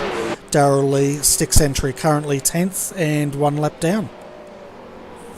Yeah, a bit hard to try and stay on the lead lap, especially with Lewis tonight, isn't it, Bernie? And doing 143s for a quite a long time, and it just looks like Gary's just slowly dropping off the pace there, Bernie, into the 144.6. So slowly starting to lose the draft there.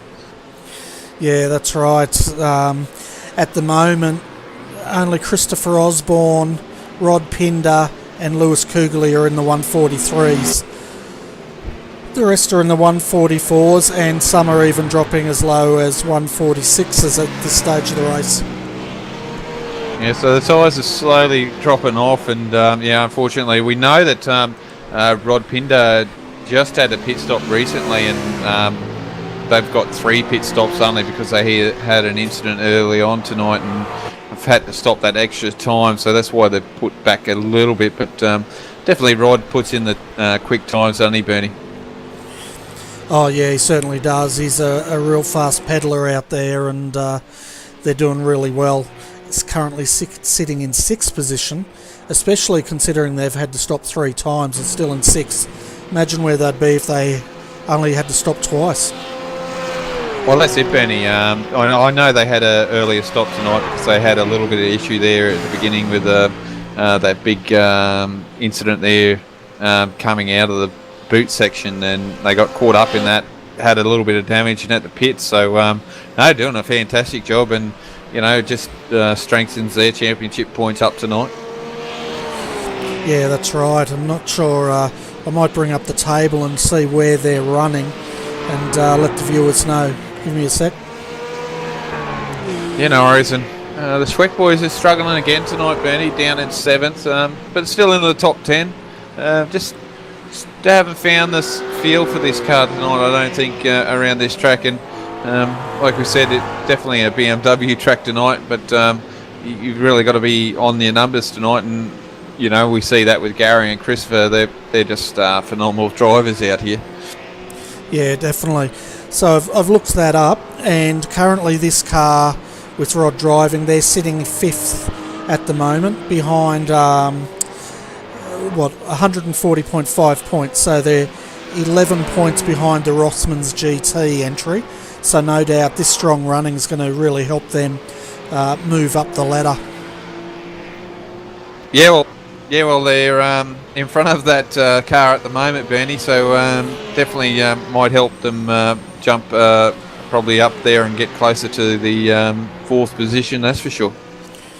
Yeah, and currently 3rd, Evolution Racing Australia GT1 was in 3rd, but with their disqualification, that's really going to hurt their chances. So it'll be interesting to see if Rothmans is in 3rd tonight, or if SEK Queensland can. I just don't know how many points they get for each position they finish in this race.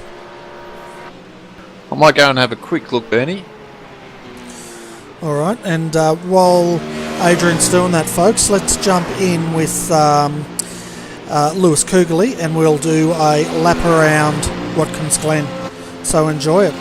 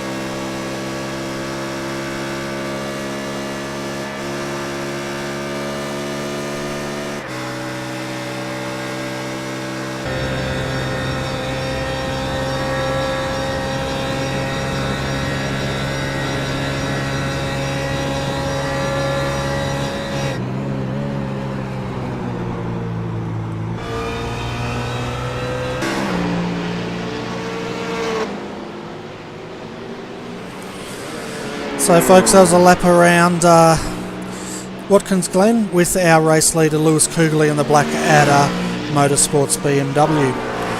So at the moment his gap is 2.5 seconds over Gary Hamilton, and he's still lapping in the 143s compared to Gary's 144, so that gap's extending each lap.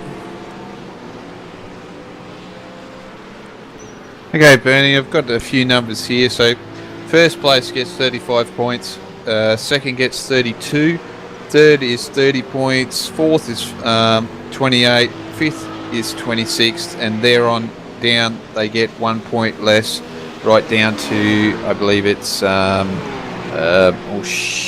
sugar. I just lost myself. I was waiting for something else to come out then. Yeah, Bernie, I was on top of that one. About the only thing I was on top of. Oh, dearie me. So, yeah, it was 30th, so sorry about that, guys. I thought it was 30th, but I didn't want to say it just in case I made her stuff up, and I managed to keep away from two of them. yeah, so I was sitting on the beep button at that point to see if I had to beep you out. No, fair enough, and it looks like, Bernie, you were pretty well spot on with the 717 car having to stop again because they've got 3 pit stops there. Yeah, so they've come in and, oh boy, they're going down on the inside of Paul Mansell here. This is for position, and we jumped on this at the right time. They're battling it out down here for 8th and 9th position at this stage. Yeah, and a 33.8 second stop, so that would have been a little bit of fuel and tyres, I reckon, Bernie. Yeah, definitely could have, but definitely a splash of fuel, and I guess you're right, it would be tyres if they splashed it. And we've still got Paul Mansell out there on my screen as only doing 1 stop, but I can't imagine that McLaren's gone all this way without having to do a second stop. On my screen he's done 2, Bernie. Okay, well that sounds more realistic, so bit of a issue there with my overlays, but Andrew's definitely storming back. He's now 2 seconds down from Stuart Wood. Yeah, nice light car, Bernie, I think, and fresh tyres will definitely help your confidence to try and get around these guys. Yeah, definitely, and you can see Stuart right up ahead of him. He's only got another car, the number 500, separating him from the next position, and 16 laps to go, fresh tyres. We can expect Andrew to really push this car the rest of the way home. Yeah, for sure. Just using the 500 car there for a bit of a draft as he's a little bit wide going through the carousel there, as he really closed in on that direct clutch motorsports car, hasn't he, Bernie? Oh, he certainly has. He's right on the hammer of him now, and I think he's going to pass him fairly easily, and then he'll be looking at getting 10 seconds up the road to catch up with Colin Schweck. Yeah, so he's got a bit of work to go, 16 laps remaining. Well, let's go and see how his lap times are. He did a 43.8 that last time, as he's having a look inside and giving a little bit of room. Oh no, oh, what driving there, Bernie, that's awesome to see. Yeah, I'll tell you what, that was so close, but Andrew just backed out at the last minute and avoided an accident. We'll watch for the dive down here in turn 1. I reckon it's on there, Bernie. Yeah, definitely. We know Andrew's really good under brakes, so we'll see how much deeper he can go up here.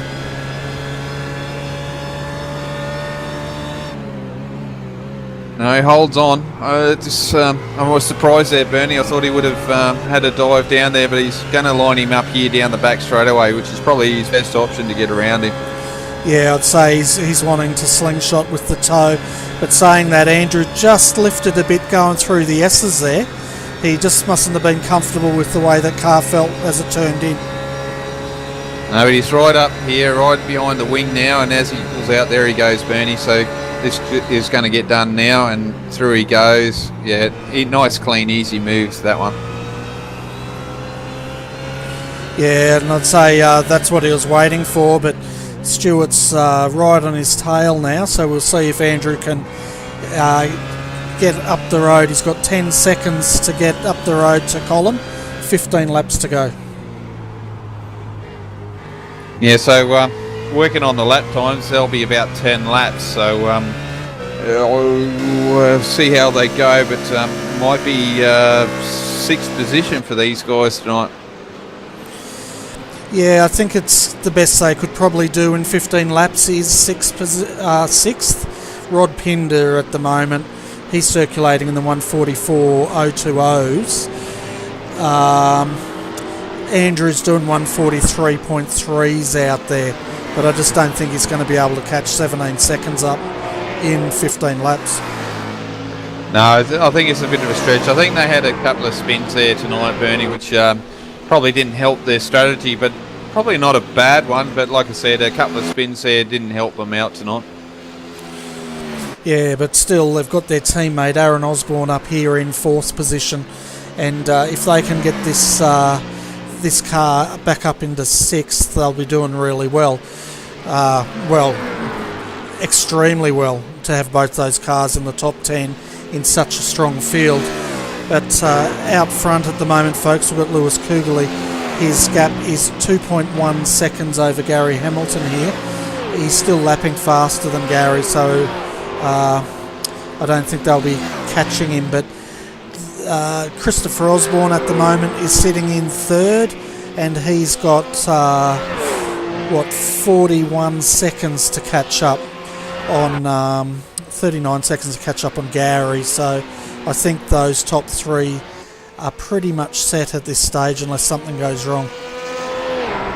Yeah, and once again that the time out the front is it's settled down again, hasn't it? 2.4. So I can't see Gary catching now. That car of Lewis's is definitely hooked up, so he's doing a good job out there in front, and you know, I think he deserves this after Road Atlanta, putting the car on pole out there on his own and having a slight spin there, having a little hiccup, but he worked his way up to be on the podium, I think, there at Road Atlanta, and just dragging this car home today. This is just going to make this team feel good and definitely shows the progress they've made over the season.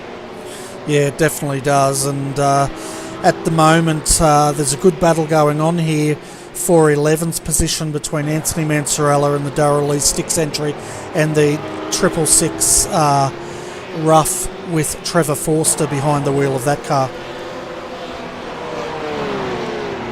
Yeah, we seem to forget about Trevor Forster now and again in the 666 car.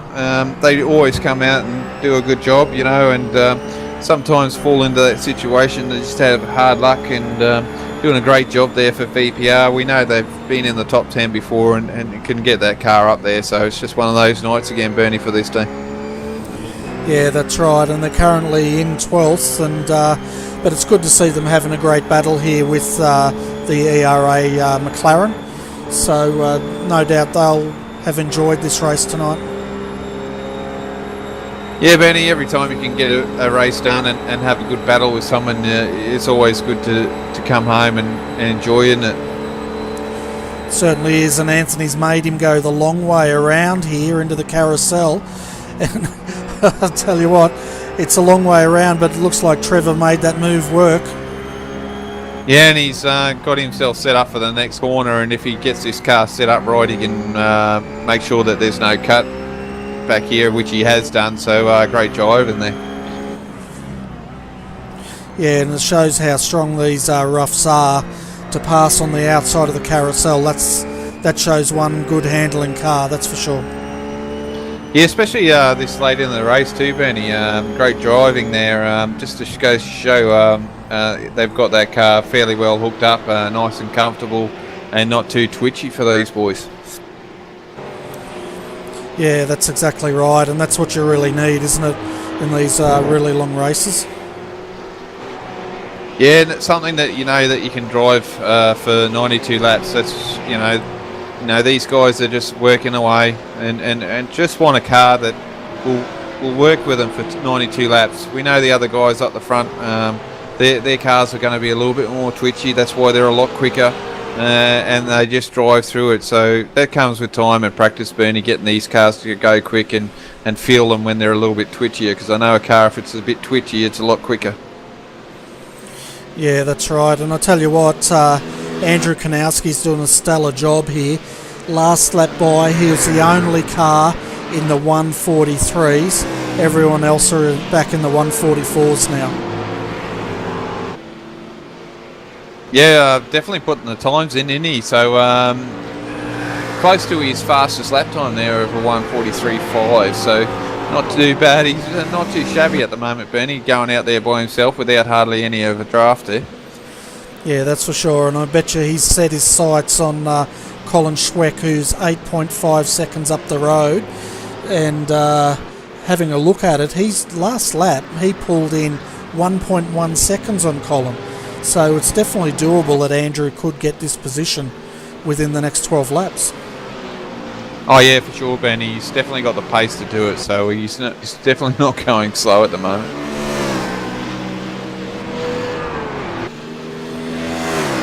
Looks like here at the moment, Bernie, we see that we've got Paul Mansell, Stuart Wood is also around here. They've got, looks like Gavin at the moment, either Gavin or Brett in between them.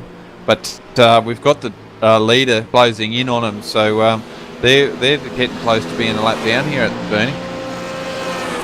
Yeah, and they're the last two on the lead lap, so everyone up to position 9 now has been lapped at least once during this race.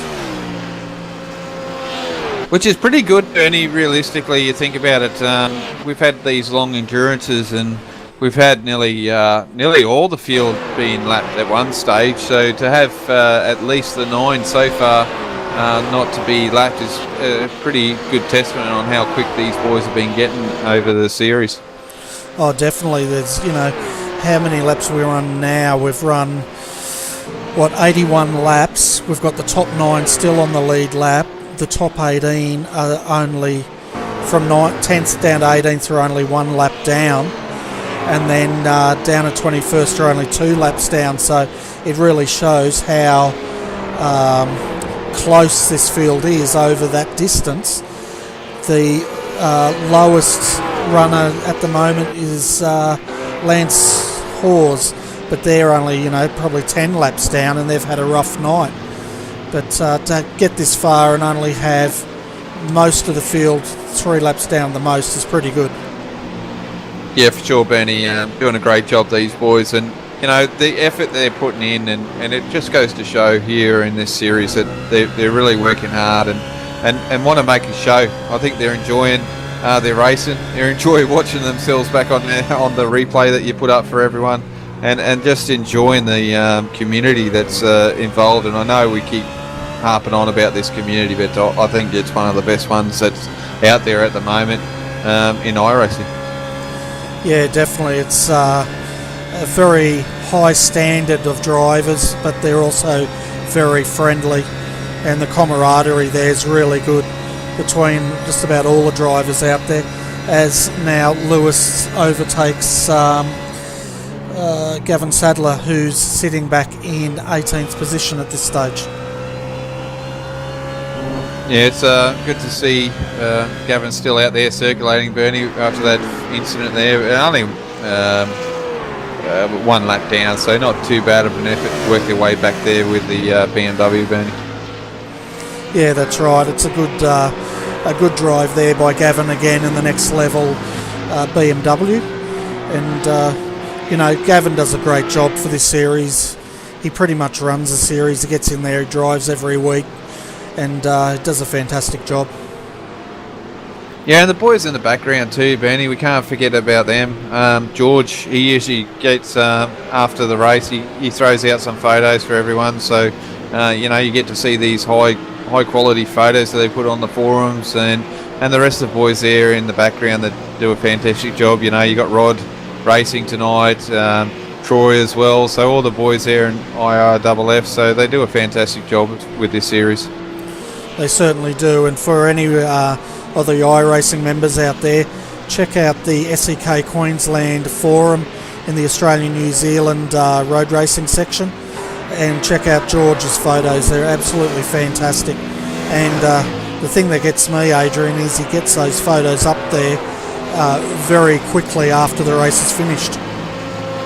Yeah, he certainly does. So fantastic effort there, and I can tell you those photos that he puts up there, you almost swear that they are the real cars that you see out on track. So does a fantastic job, and sometimes I've seen him put up some nice funny photos. They almost look like little hot rods there sometimes. So he does a great job and puts plenty of time and effort into it. And I know doing some photos on my own in another platform, it takes a bit of work. So thanks for that, George. It's much appreciated by us as fans and the drivers as well.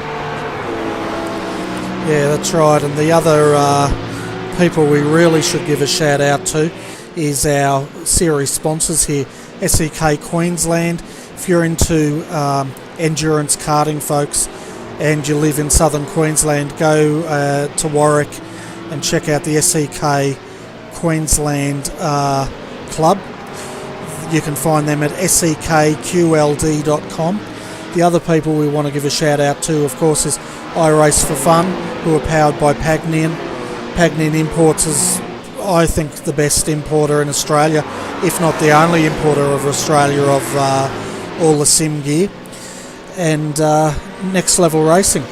So they put out a fantastic sim racing rig, which is, again, probably one of the higher end ones on the market.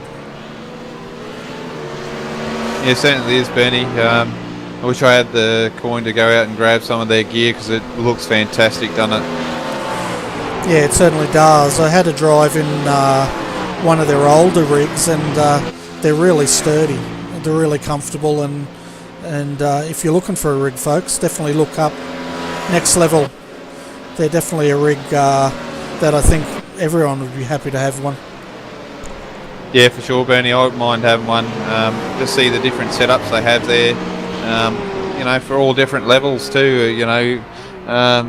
You can start off with just a normal steering wheel and pedal stand. I think it's just steering wheel actually, and you put your pedals on the ground. So they start off basic, so nothing too drastic, and then you can work your way up to like a triple screen stand there with everything on board for you. So definitely check them out, and if you want to get a good rig, go and see those guys. They've definitely got the gear there, and they supply a whole lot of other stuff as well, steering wheels, pedals, so you can get your whole kit through those guys all in one shot.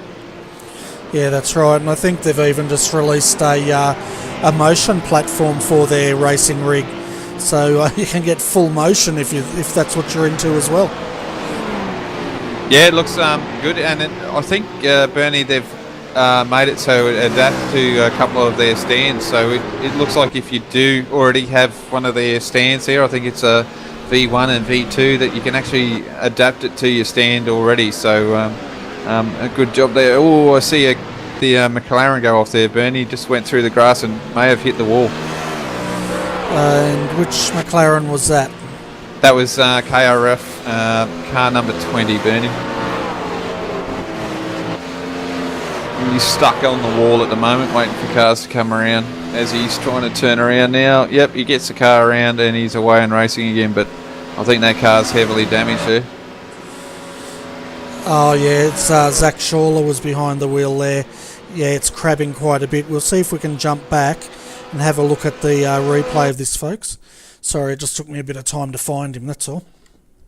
Yeah, no worries, Bernie. I was just trying to get back as well so I could give you the information, and yeah, it's pretty sad. Is he going to keep going?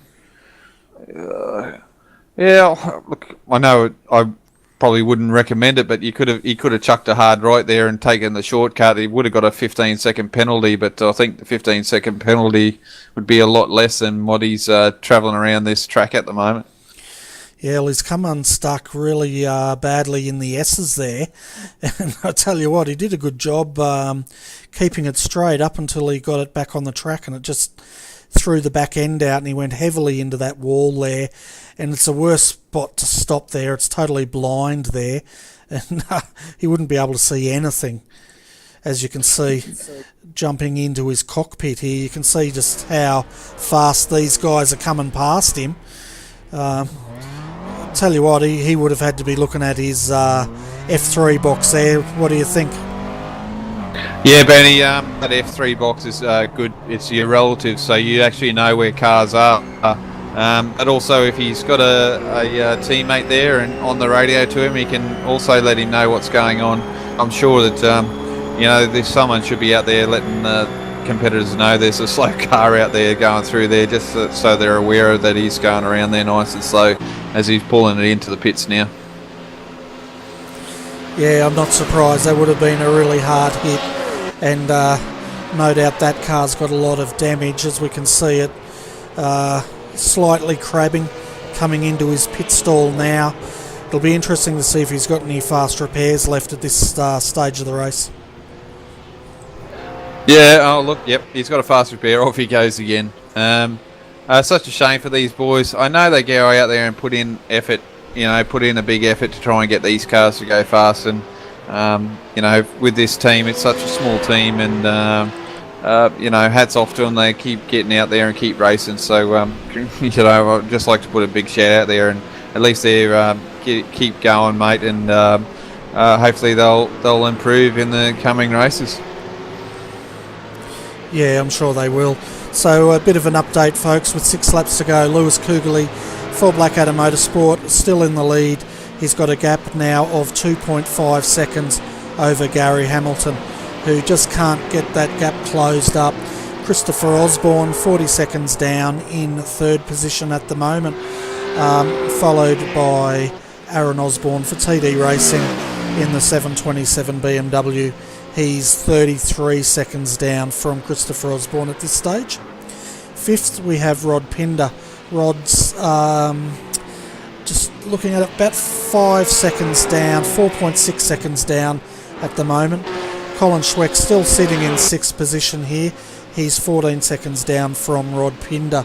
And Andrew Kanowski is closing that gap, but he's only got it down to 5.7 seconds with 5 laps to go. Yeah, Benny, just struggling there. The lap times are fairly similar at the moment, so it looks like that Andrew's pretty well stuck in that.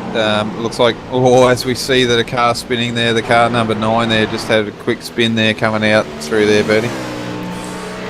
Yeah, we can just see that in the background there, and he's managed to turn it around back on the racing line. He's got some pretty heavy front end damage to that car, though. Yeah, and he turned it around in front of the leader too, Bernie, pretty certain. So a bit of a bad luck there. And I'll tell you what, that Blackadder Motorsport has definitely been dodging some incidents here tonight. And for a change, it's working out for them. Yeah, that's right.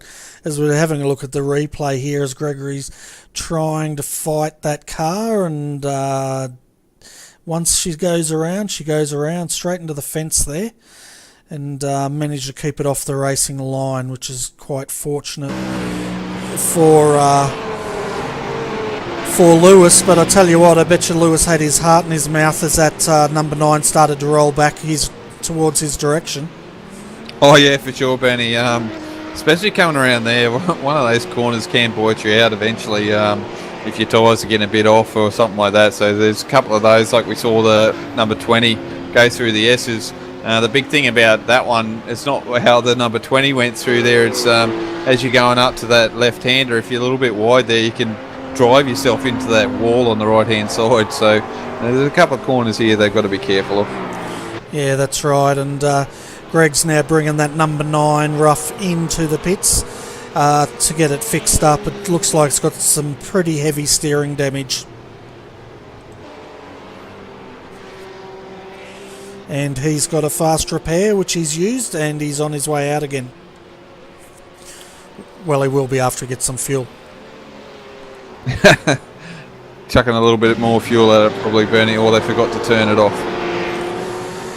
Yeah, it looked like he had his hands full just getting that car back to the pits, but at the moment, folks, 4 laps to go. Lewis Kugeley, 2.2 second lead over Gary Hamilton. Now, we've done a lap in a McLaren, we've done one in a BMW. I guess it's time to do one in the rough, so we'll jump on with Gary Hamilton for a lap.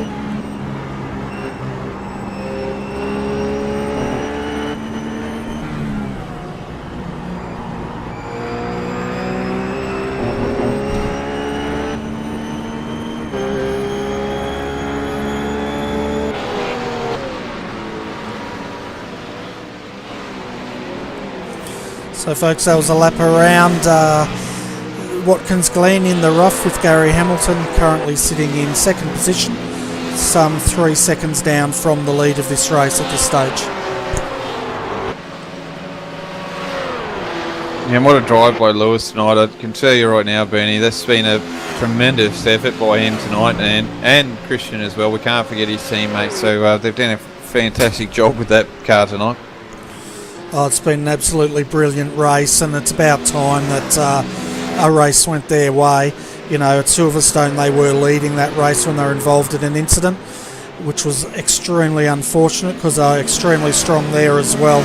So, you know, and they're a great bunch of guys, so I'm really pleased to see this car leading at this stage of the race. And we can see how strong he is. I mean, lap 90, a 1:43.897. So he's just still in the 1:43s just, but what an awesome effort there, Bernie. Oh, definitely, and they've been pretty much strong all night, right up the front, if not leading most of the race there, and just staying out of trouble. And as the TD Racing steps aside and lets them through, staying out of trouble, consistent and extremely fast laps. So, and on top of that, it looks like they've really got this BMW hooked up tonight. Yeah, for sure, and it looks like Andrews there is just struggling with rear tyres. Bernie probably pushed the car to a point where those tyres have given up. So as we're on our last lap, ladies and gentlemen, I'm sure Bernie's going to show you the leader right up to the end here now. But yeah, just a great effort by these guys. Had a rough start to the season, and it looks like it's turning around, and we'll see them go up the championship table here. And look, who knows, they may end up fighting for the championship, but I think it may be a little bit out of their reach at this stage, late stage, Bernie. Yeah, they're currently sitting in 8th position. Where are we? Round 7. So I guess they've only got, what, 3 more rounds to go? Yeah, only 3 more, so it's a bit of a stretch for them to come up. But look, they won't fight for the championship, but they'll definitely gain a few positions and show that how strong they were if they keep moving up this championship board. Yeah, that's for sure. But I tell you what, also, you know, they've been getting stronger and stronger, and now tonight they can prove that they can win a race in the SEK Queensland rounds. So this is going to really give them momentum now, and I can't wait to see how they go for the rest of this season and even next season. Yeah, for sure, Bernie. As they're coming up, they're coming up to the final 2 corners here, Bernie, and a good race win here by Lewis and Christian. Definitely, as we come into the last corner now, folks, Lewis Kugeley behind the wheel of the Blackadder Motorsport, number 67, brings the car home to win round 7 of the Watkins Glen 500 tonight. So congratulations to Blackadder Motorsport, particularly Lewis Kugeley and Christian Challoner, his teammate. And well done to Baden Reed and Gary Hamilton bringing that car in second spot, really trying to bring this championship to a direct clutch, boys, with Brad Wooten and Christopher Osborne. And what a comeback here by these guys to finish third. Top effort there by Christopher Osborne and Brad Wooten. Yeah, it's fantastic because remember they were pretty much 1 lap down, weren't they, when they overtook the leader, and to get this car back up to third, fantastic effort here as Christopher Osborne brings the car home with Brad Wooten co-driver, Direct Clutch Motorsports. Aaron Osborne for TD Racing, fantastic drive for this team to come home in 4th position.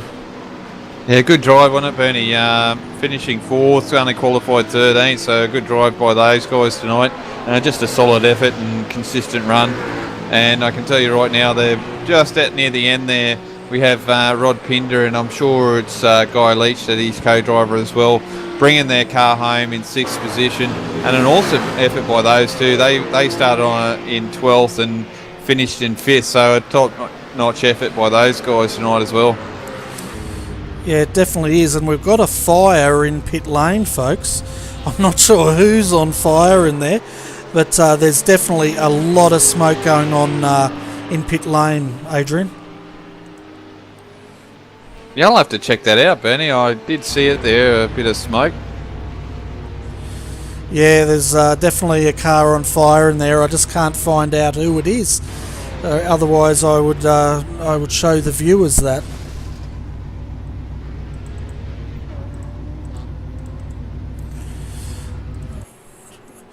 I'm just going to madly click down here until we find who that car is that's on fire, because I'm pretty keen to find out now. Yeah, so am I, Bernie.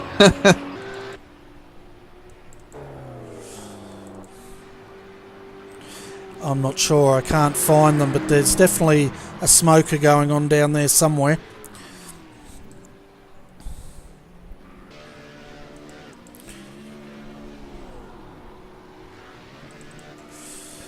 It's a BMW, I know that. Yeah, and we can see another person putting out the smoke there. That's our race leader, Lewis Kugeley, celebrating in style here as he's doing donut after donut. And he makes it look so easy, doesn't it? Certainly does, Bernie, and what a great effort by them tonight. I'll tell you what, I'm really impressed and pleased for those guys for putting that sort of effort in tonight. Yeah, definitely. So if any team deserved a win tonight, it's definitely this team, and it's great to see them. And it's going to do their confidence no end of good, that's for sure. Now he's putting it up against the wall and doing a burnout, I think. Alright, I can let you know it was car number 66, Bernie. Okay, so that was Jake Fox there. That was on fire. It looks like they've put that fire out, so that's good to see.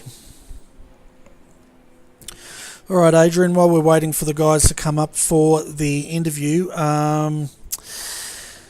let's discuss drive of the night. That's a toughie for me. I would be looking at TD Racing at the moment, just because of their strong showing, having both cars in the top 10.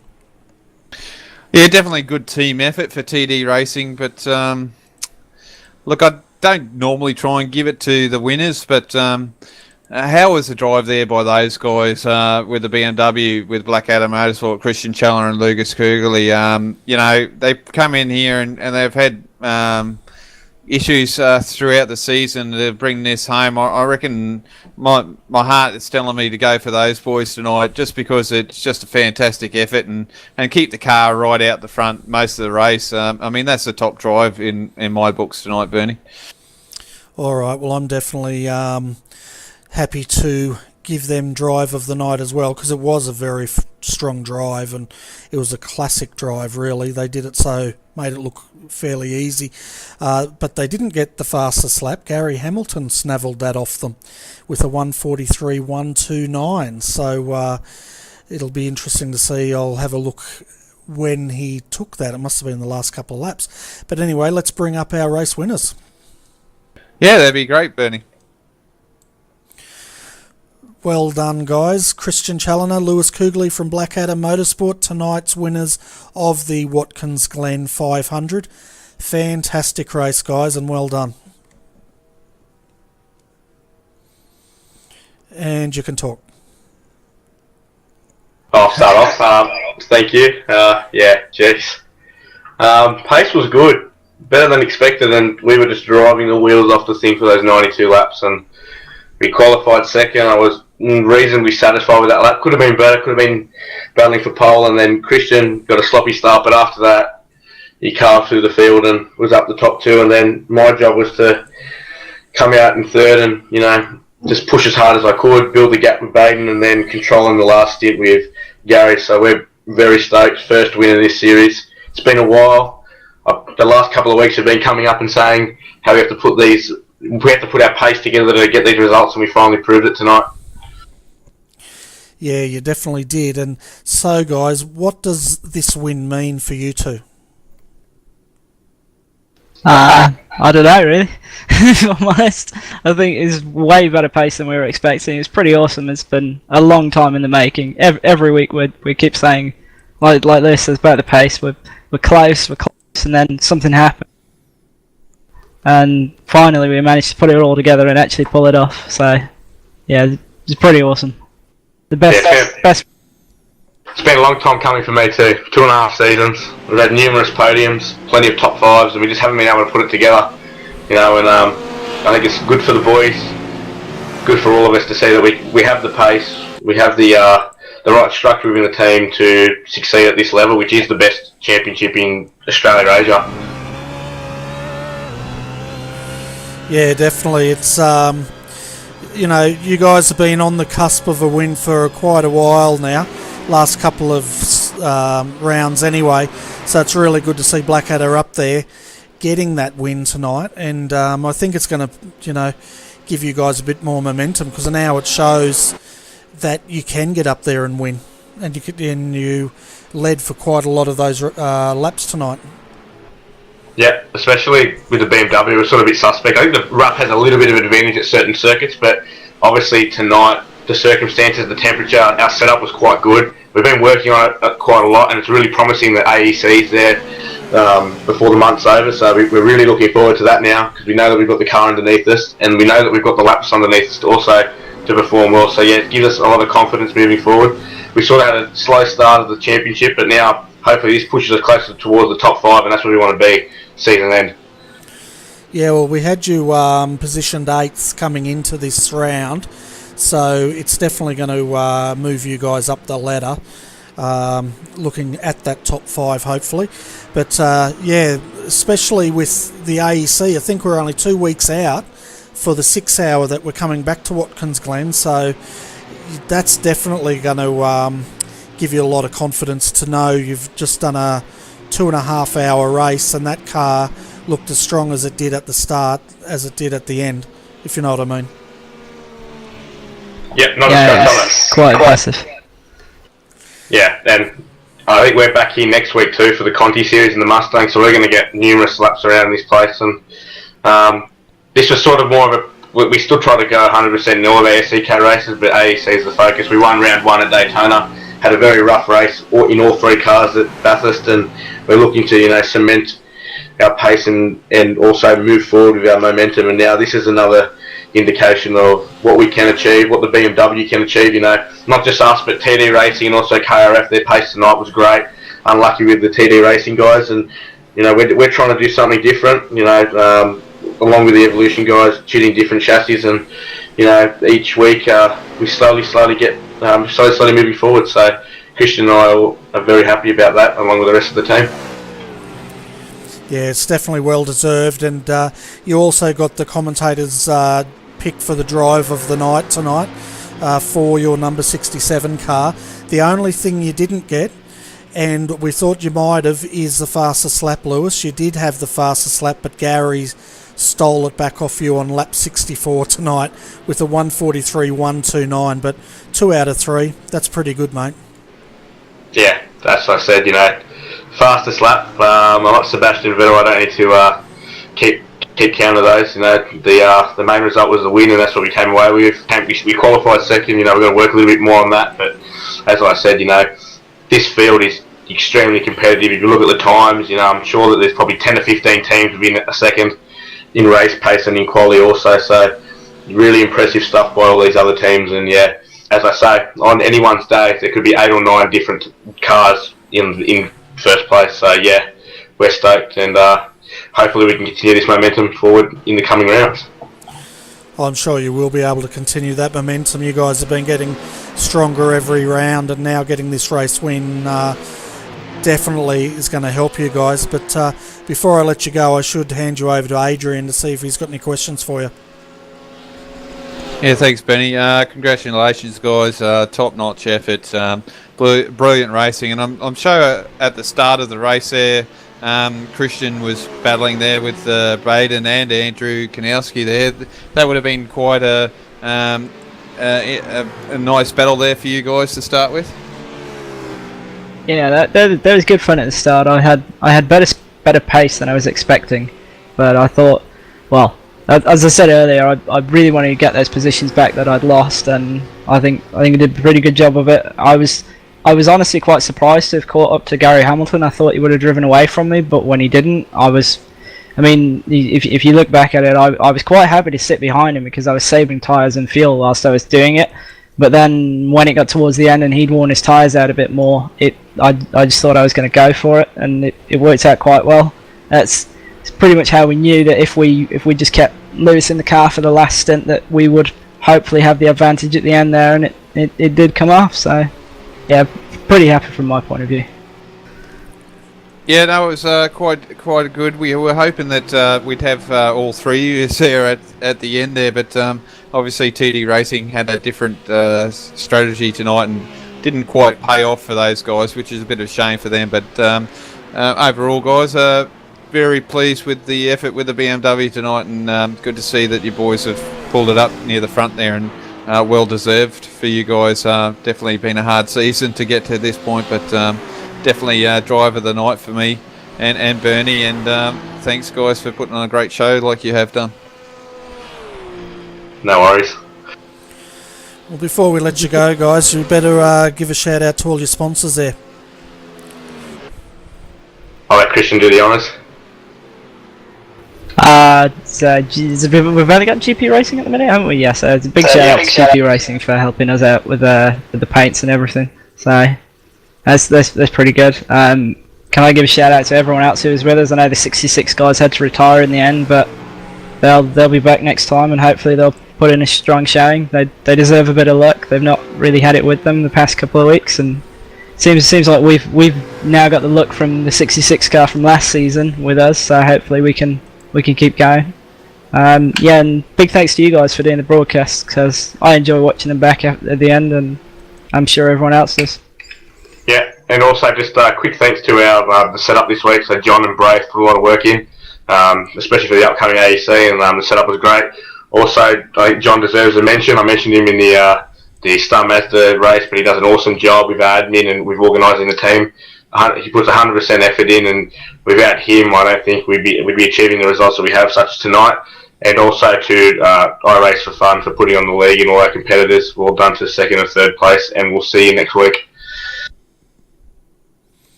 Yeah, fantastic. Well, thanks for popping up, guys. And I bet you're the Formula One's about to start, so you better race off and watch that if you're into Formula One. Yep, that's what we're going to do. Thanks, Benny. Thanks, Adrian. Thanks, guys. See you next week. So that was our race winners tonight. Lewis Kugley, Christian Challoner from Blackadder Motorsport. So, Adrian, that race was pretty good tonight. Yeah, it certainly was. As I thought, Bertie, crack of a race, different strategies. Some didn't work out, some had issues, but definitely one of those races that brought it on, and another a race where we're going to have a few issues with teams that are going to have to go through a process during the week. Yeah, there's a few issues there with a few drivers there tonight that no doubt we'll be able to report on next week. But anyway, folks, looking at the week ahead here, if you like your open wheeler racing, definitely tune in tomorrow night for the Monday night Skip Barber Australian Strength of Field race. We had a fantastic race last week, and they had 3 splits actually, and a very high I rating for that race. If you like your open wheelers, the Star Mazda Australian Championship will be back again Thursday night. That's a fixed series, and they're putting on a great show. We also had some news on our Facebook page that we're pleased to announce that for the Australian New Zealand Skip Barber Championship next round, we don't only have the Star Mazdas joining us, but we'll also have another series debuting, which is a Formula One fixed setup series. So if you like your open wheelers, tune in about 3 weeks for an afternoon of open wheeler racing. Anyway, Adrian, I think we should call it a night, mate. Yeah, for sure, Benny. We get out of here and watch some more motor racing. That's exactly right, and at this time we can just sit back and enjoy it. So anyway, folks, thank you so much for tuning in to RRTV tonight. If you liked the video, press the like and tell your friends about us so we can get the viewer numbers up as much as we can. But anyway, on behalf of Adrian Jarvis, I'm Bernie Weemers, and thank you for watching RRTV.